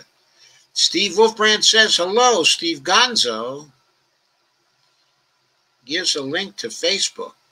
Steve Wolfbrand said, shared. Kay says, hi, Steve. Steve Wolfbrand says, hi. He says, let's not use the word Spanberger ever again.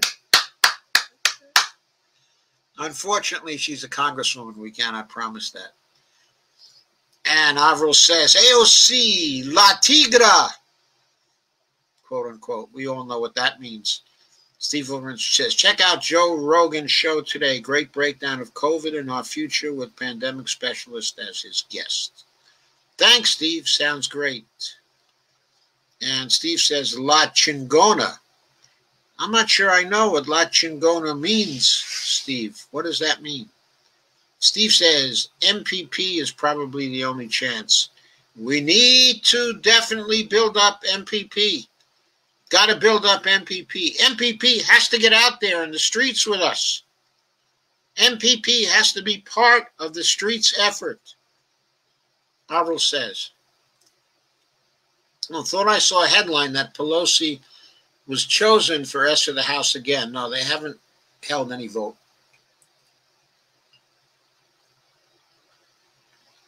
They won't have a formal vote anyway until January 3rd. Kay says, sadly, she was, Avril. Unfucking believable. I agree, Avril. No, there's no vote till a new Congress comes in. Steve says, Roe rolls with the squad sometimes. I know he does. Kay says, Pegosi needs to be gone ASAP. We need to make it known that we want Pelosi gone.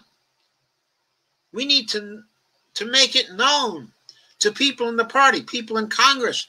We do not want her to be the Speaker of the House again. That she screwed up. She's a screw-up. Everybody would have relief now. Everybody would have unemployment protections or payroll protections or basic income or job guarantee or stimulus checks, except for Pelosi. She blew it in March. She blew it in March. She was not watching. She made a bonehead play. And then when people pointed it out to her, she said, oh, don't worry. There'll be plenty of state and local help. Plenty. It would be great, state and local. Don't worry about it. Of course, she doesn't talk like Trump. And I can talk like Trump, I guess, a little bit. I can't talk like Nancy Pelosi. That's a little too much for me. Antonio Calhouse says, Pelosi will not last forever, but she was very good. She was a good leader in the 116th Congress. She was terrible, Antonio. She was terrible. Antonio, you don't know what was up. She blew the CARES Act. She blew it. Kay says, hard to believe he got reelected after all. He's done. Shake my head. Antonio says, nothing beats experience. Of course, something beats experience. Good ideas beat experience. Good policies beat experience. Sometimes experience is bad experience. She has bad experience, bad performance in 2008 and 2009. You think only Obama was responsible for the failure of the Democrats in 2009, 2010? No, it was Pelosi too. Pelosi could have insisted on a Medicare for All bill coming out of the House. She could have insisted on it. She could have gotten it. And then she could have gone into negotiations with the Senate and gotten at least, well, I don't think a public option is very good, but at least she could have gotten a much better public option bill out in a compromise with the Senate if she had gone in for H.R. 676. She did not, and she allowed more than a year to be wasted on that health care fight when she could have passed a bill in the first month. She screwed up on the stimulus too. She should have voted a larger stimulus, but she didn't know from nothing about the stimulus. She was a puppet of Obama all through this period. That's not what she should have done. She was a bad leader for the Democrats in the House, even back then. And she should have had the decency to resign after the rout in 2010. She got blasted. It was a Republican wave. A Republican wave. She should have had the decency to resign as leader then. Her days were over then. New York Times, Joe Biden's policies. Yeah, we don't know what his policies are going to be yet. He says certain things now, they're vague. He doesn't have a policy agenda yet. Whatever the Times says, believe me, Antonio, he doesn't have a policy agenda yet. It's too early for that. And besides, it's all subject to change based on movements. You were always told by the Democrats what you were going to get. Yeah, we're not going to let them tell us what we're going to get right now. Steve said 1900 debt yesterday. I heard 1707 will be over 2,000 a day soon. 1956. Is that what I said earlier? Or did I say 1965? Let's see. 1956, according to the Worldometer site. That's the site I like best. So, 1956. Well, at that 1956 was today, actually. It was today. On the Worldometer site, it shows up as yesterday because they have finished counting for today, even though it's only 10:54. Well, maybe I should try a refresh and see if it's still 1956. I mean, it's possible that there was a late, some late stuff that came in.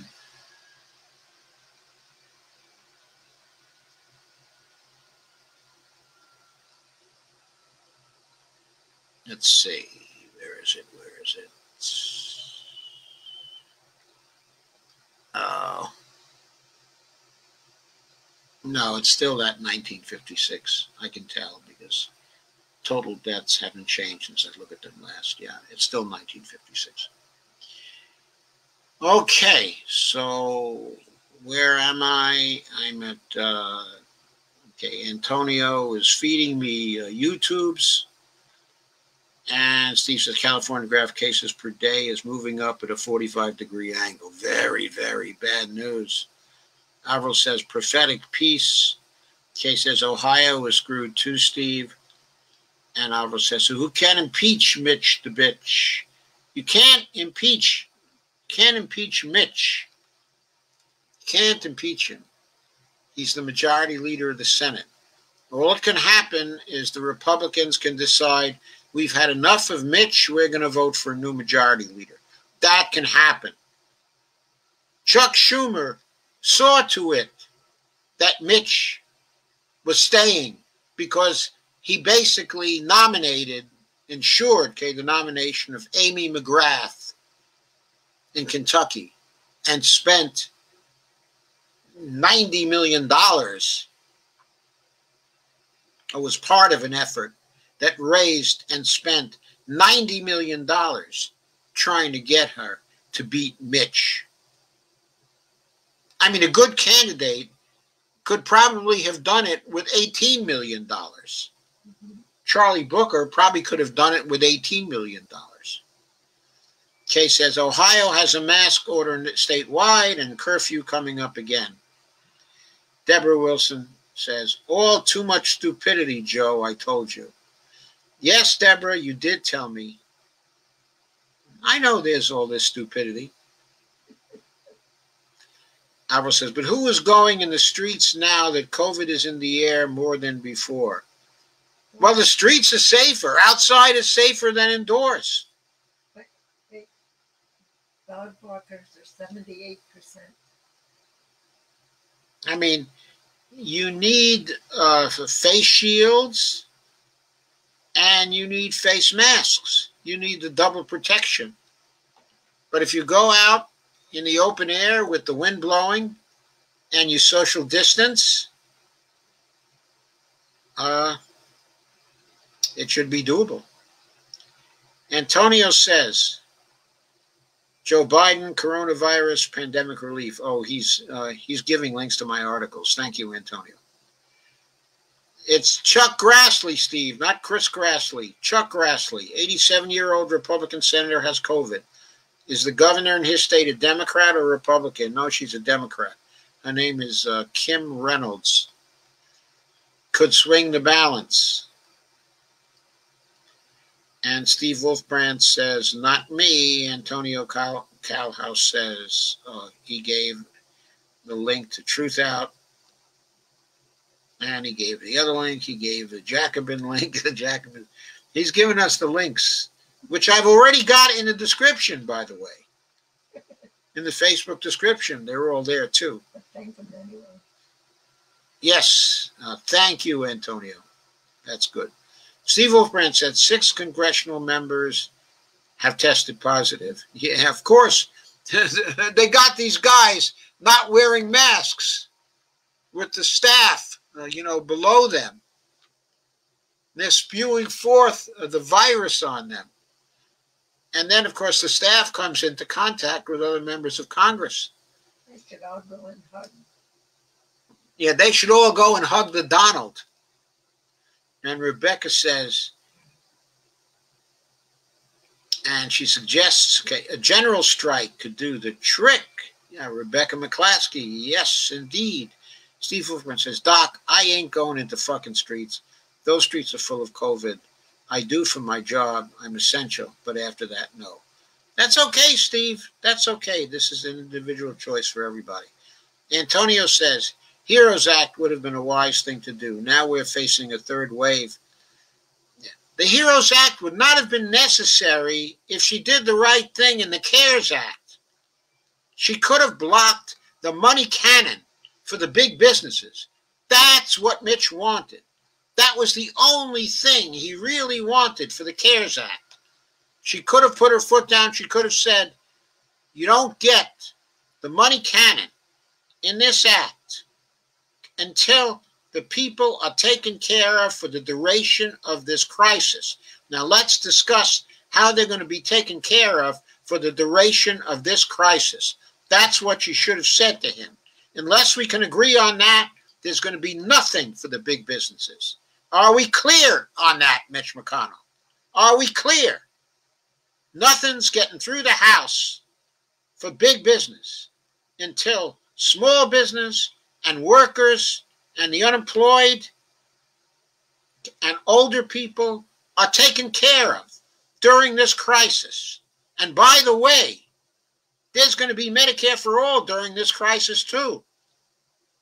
That's what you needed to say. That's what a good Speaker of the House would have said, who purported to be a Democratic Speaker of the House instead of a Republican light, elitist plutocrat who needs to retire and get out of our faces.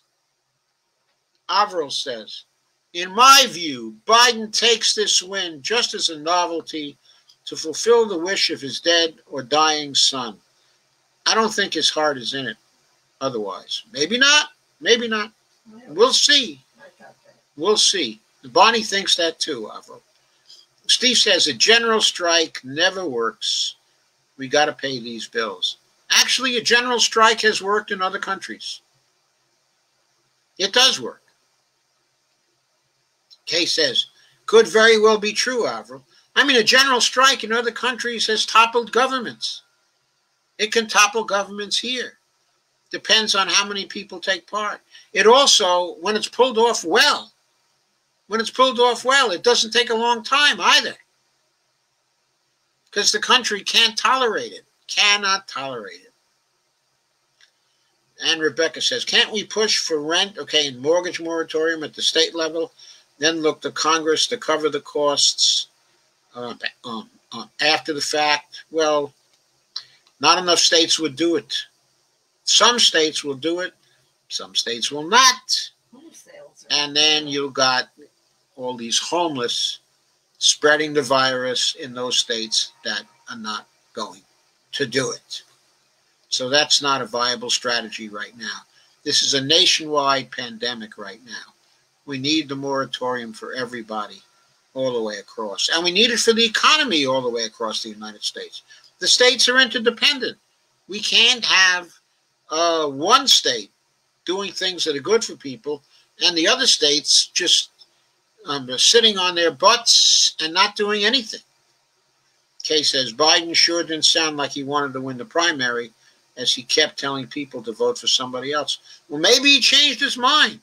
He seems much happier right now. He seems much happier. And Steve says, Doc, I'll get out to protest when you do. Fair enough, Steve. When I get out to protest, I will let you know. And then I will expect you to go out. Streets, sorry. That's okay, Steve. And Rebecca McClaskey says, Idaho ran out of beds and asked Oregon to take patients. Quote, a red state asking that bad blue BLM state to bail them out after not following CDC guidelines.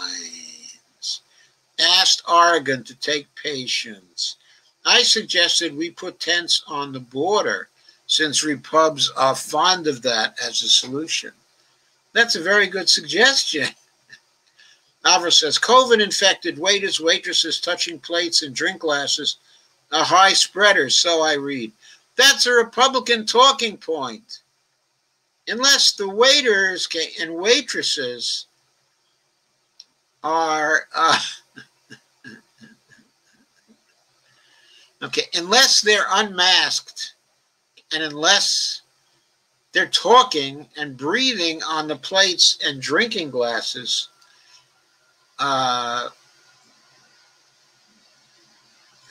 don't think they're high spreaders. I think if proper hygiene is observed in restaurants that want to stay open, I don't know that they're high spreaders, but the fact remains that those who go to restaurants and eat indoors, those places are sources of high spread right now. Certainly the CDC agrees on that. And they're saying the best thing we can do right now to slow the spread of this is to close the bars and restaurants. And Steve says this is going to get really, really bad after Thanksgiving. Yeah. Avril says a Zoom Thanksgiving is better than an ICU Christmas. Except it's not even an ICU Christmas. What the medical people are saying is that it's going to be a morgue Christmas. And Steve says, poor Supesto. And Steve Gonzo says, Trump campaign refiles Pennsylvania lawsuit by citing Florida state laws, missing deadlines, and no evidence. Trump campaign refiles Pennsylvania lawsuit but cites Florida state laws. Somehow I don't think that's going to work. All this because people, I mean, they obviously just cut and pasted, right? They were cut and pasting the complaint. They thought that would work. All this because people just had to eat the pangolins. What are pangolins? Steve says, I think it came from the lab, or we took it over there to blame it on China. It wouldn't surprise me at all. Avril says, here you go with the conspiracy stuff. Kay says, read The Stand by Stephen King, Steve. Steve Wolfbrand says, Obama is saying his biggest problem was being too nice.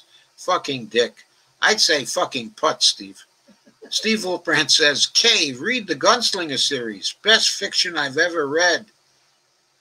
Avril says, Biden has empathy. And Avril says, Biden has lost his beloved. That'll do it. He did. He did. He was lucky enough, though, to find another one, I guess. And he's been married to her for a very long time. I suspect he's been happy with her. Steve says, there's evidence.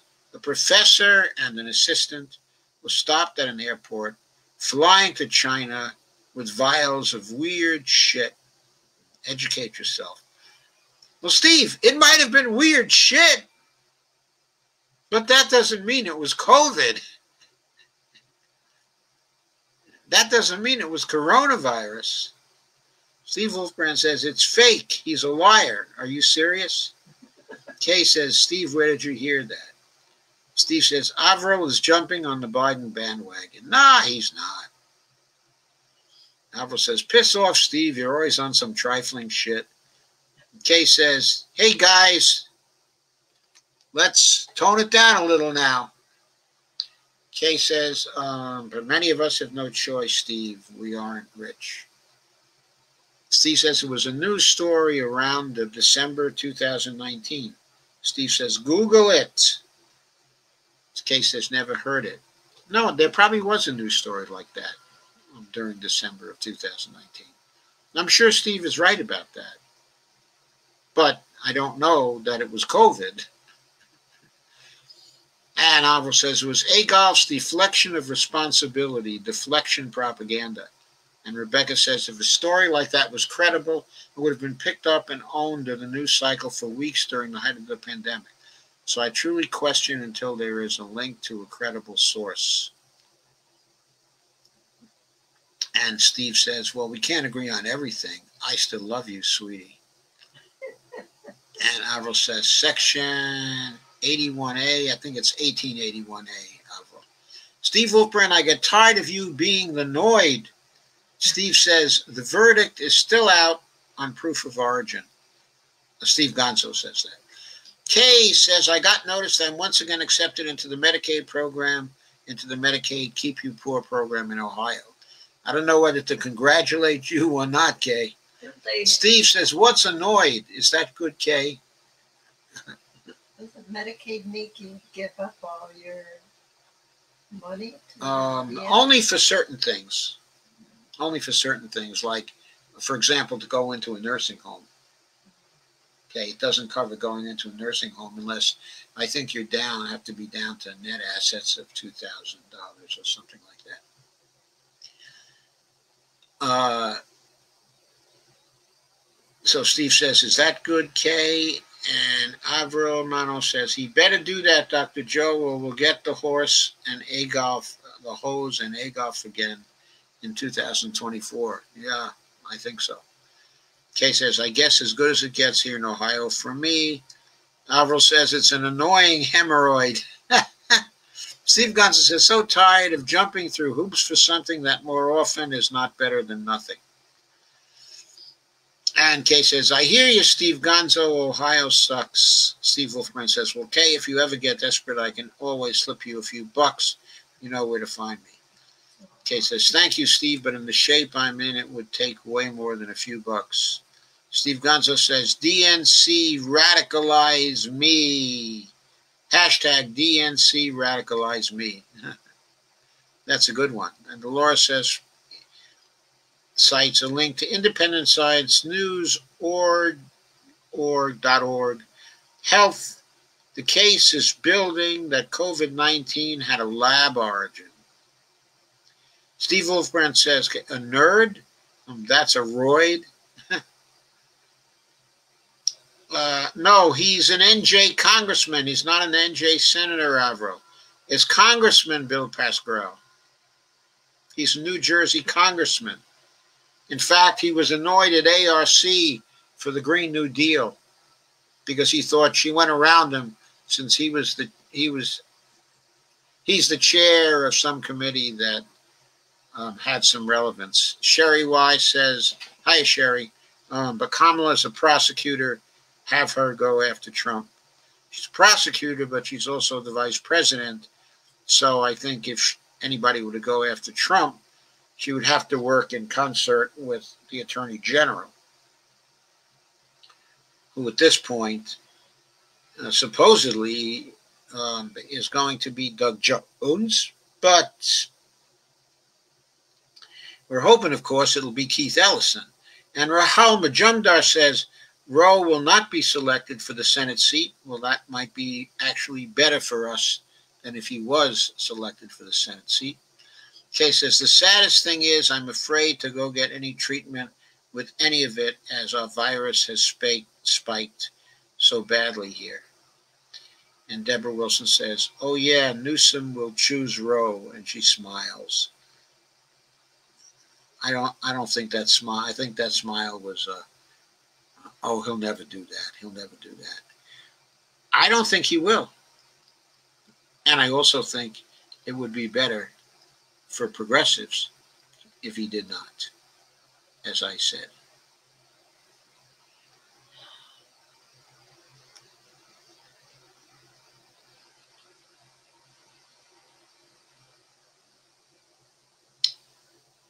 So, okay, Rahul says, Trump's legal team is 1 for 26 in post-election lawsuits. And Rahul says, Biden's got a pile of anti-labor, big tech lobbyists on his short list. His short list for what? And John Turmel says, how about an apology for the Nazi smear? Dems can ignore Trump being cheated because he's Hitler. No mourning the Nazi ambushed in Portland. Scott Adams sees Trump ace too late. No raise. YouTube, how to kill the fine Nazi lie of omission in order to win. I'm sorry. How about an apology for what Nazi smear, John Turmel?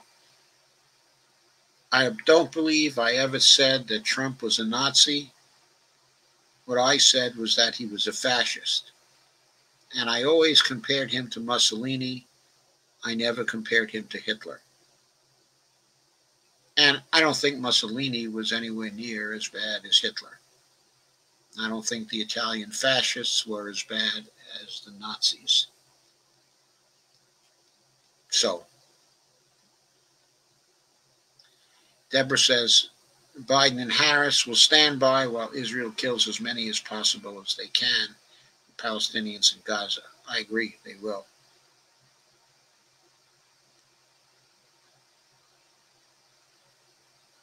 And Steve Wolfbrand says, Doc, AOC is a chingona. It's Mexican slang for a badass motherfucking bitch. Top drawer. Oh, okay. So that was a compliment. Avril says, get him, Hulk. Rahul says, Progressive Caucus is a paper tiger if they let Nancy Pelosi remain as House Speaker. I agree. They should block her 10 ways come Sunday. They got enough people in the caucus, they can block her and get somebody better. They probably can't get a squad member in, but they can get Barbara Lee in, and Barbara Lee will be better. And she can have somebody else count the votes for her.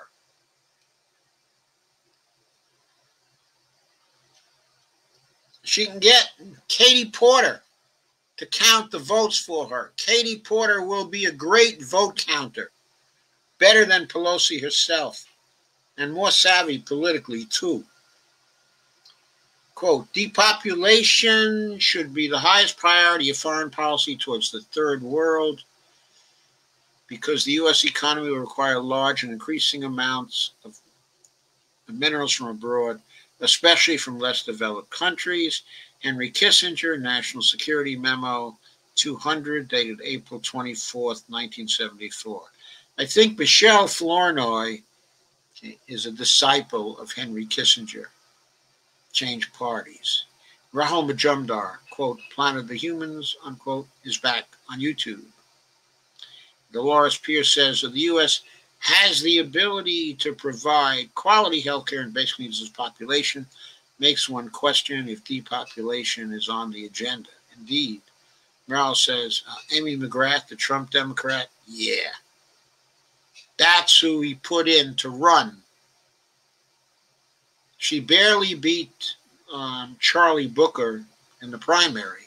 She would not have beaten him at all, except for Schumer and his intervention and support. She wouldn't even have come close to beating him. She probably wouldn't have run if Schumer had not asked her to come and run. Steve Wolfbrand said it's worth watching. It is. It's wrong, of course. And Steve Gonzo says Jacobin meant Seattle General Strike 1918 Spanish flu. Steve Gonzo. My one grandpa died of the 1918 flu. Hashtag 45, and his minions tried to negate Wayne County votes in a partisan vote by county canvassers. There was such an uproar in Wayne County, and the decision was reversed hours later. Shame on you, number 45.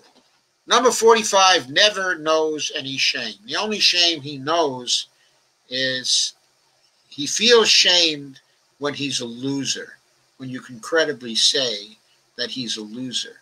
That's what's motivating him now. Michael Stark says, interesting news from Georgia. There was a surge in Asian and Hispanic voters, according to analysis, that helped Biden to win.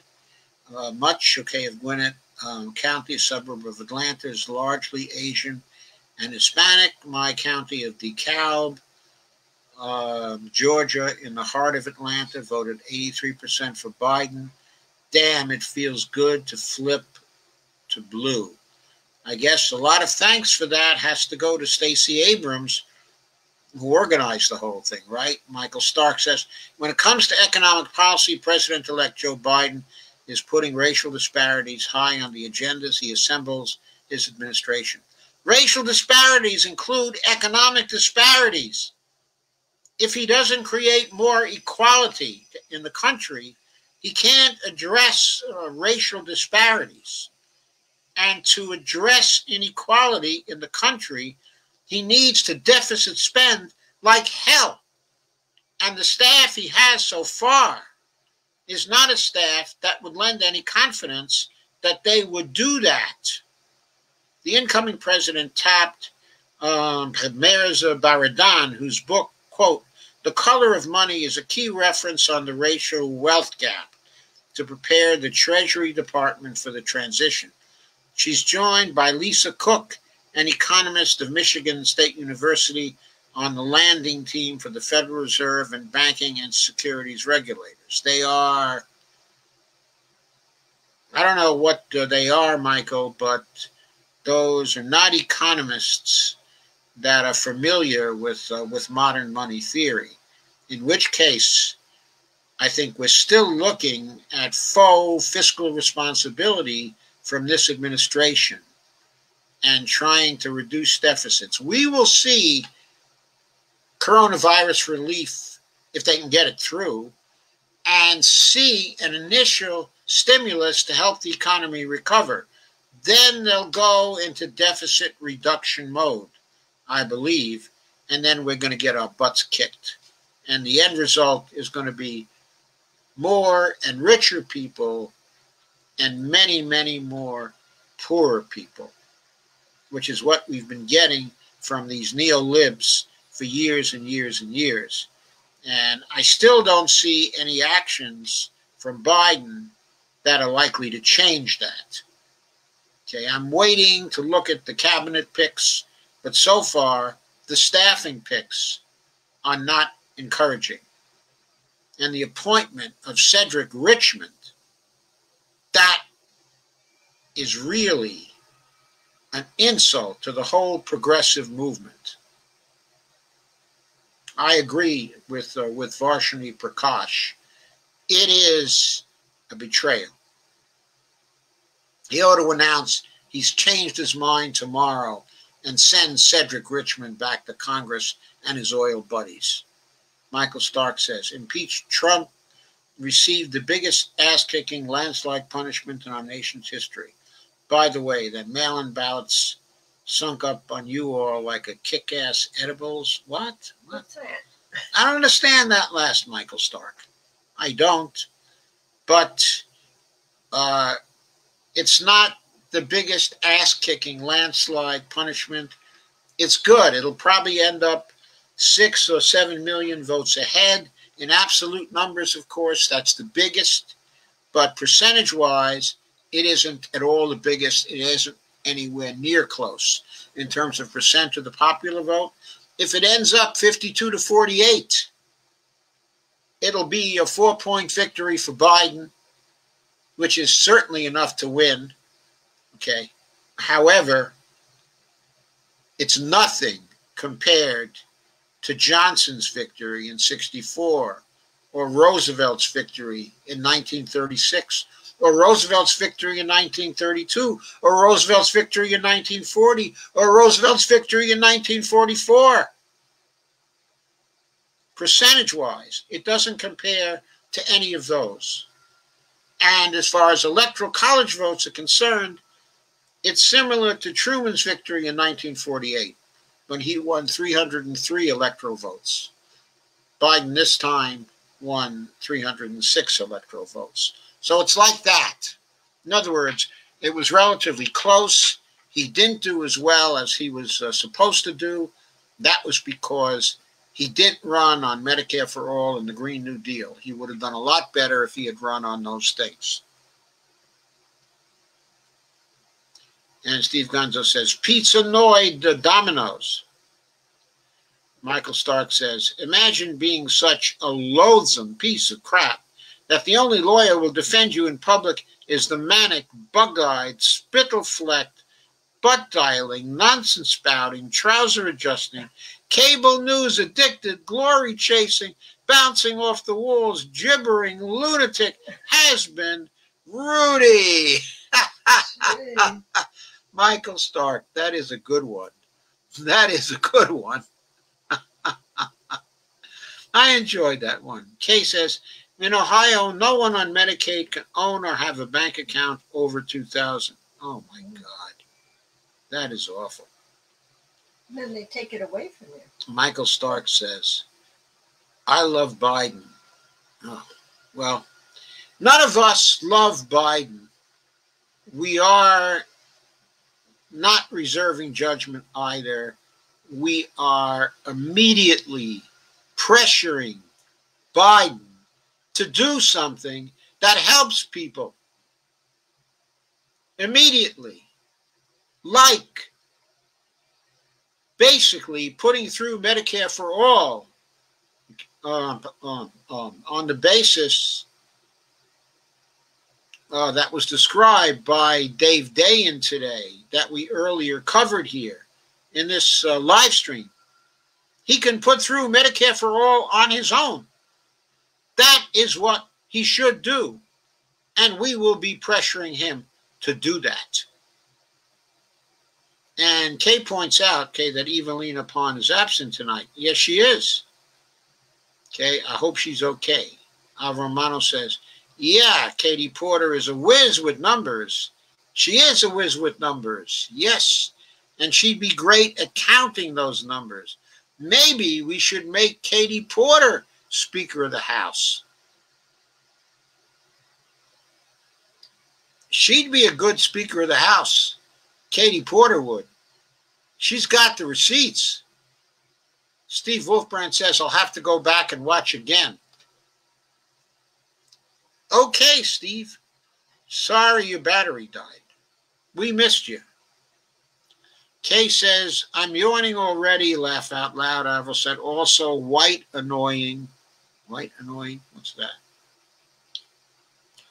And Avril says, Steve says, fucking phone died. Avril says, quite annoying. The correction.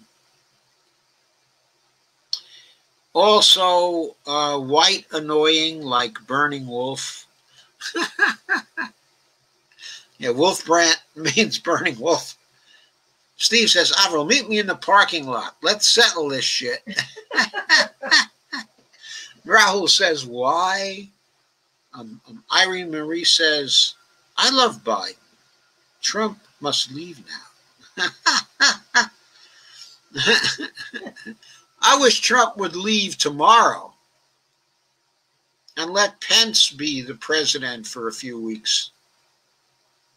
Kay says, hug him without a mask on. Yeah, maybe Trump can hug Pence. And then we could have Nancy Pelosi be the president for a few weeks. Oh, shit, no. Oh, no, that would be very good. Because she would have to leave, okay, on January 21st, 20th, I guess. So she'd have to leave on the 20th. So she'd be a much better president than either Trump or Pence until the 20th, right?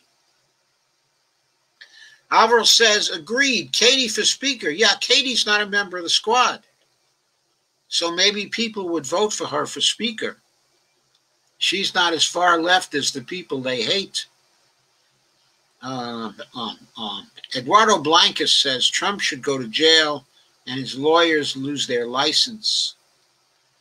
And Avril says, you're scared to go outside, remember?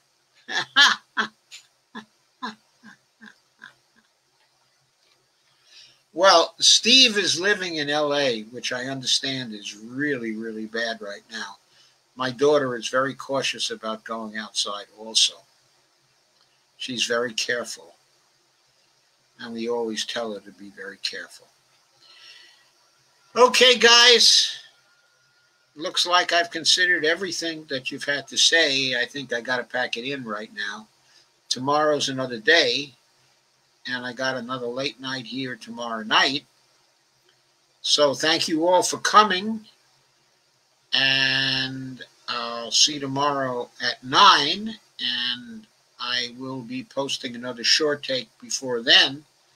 And hopefully I might even have yet another short take beyond that to post as well tomorrow if I get the time, okay, during the day, which I will try to get.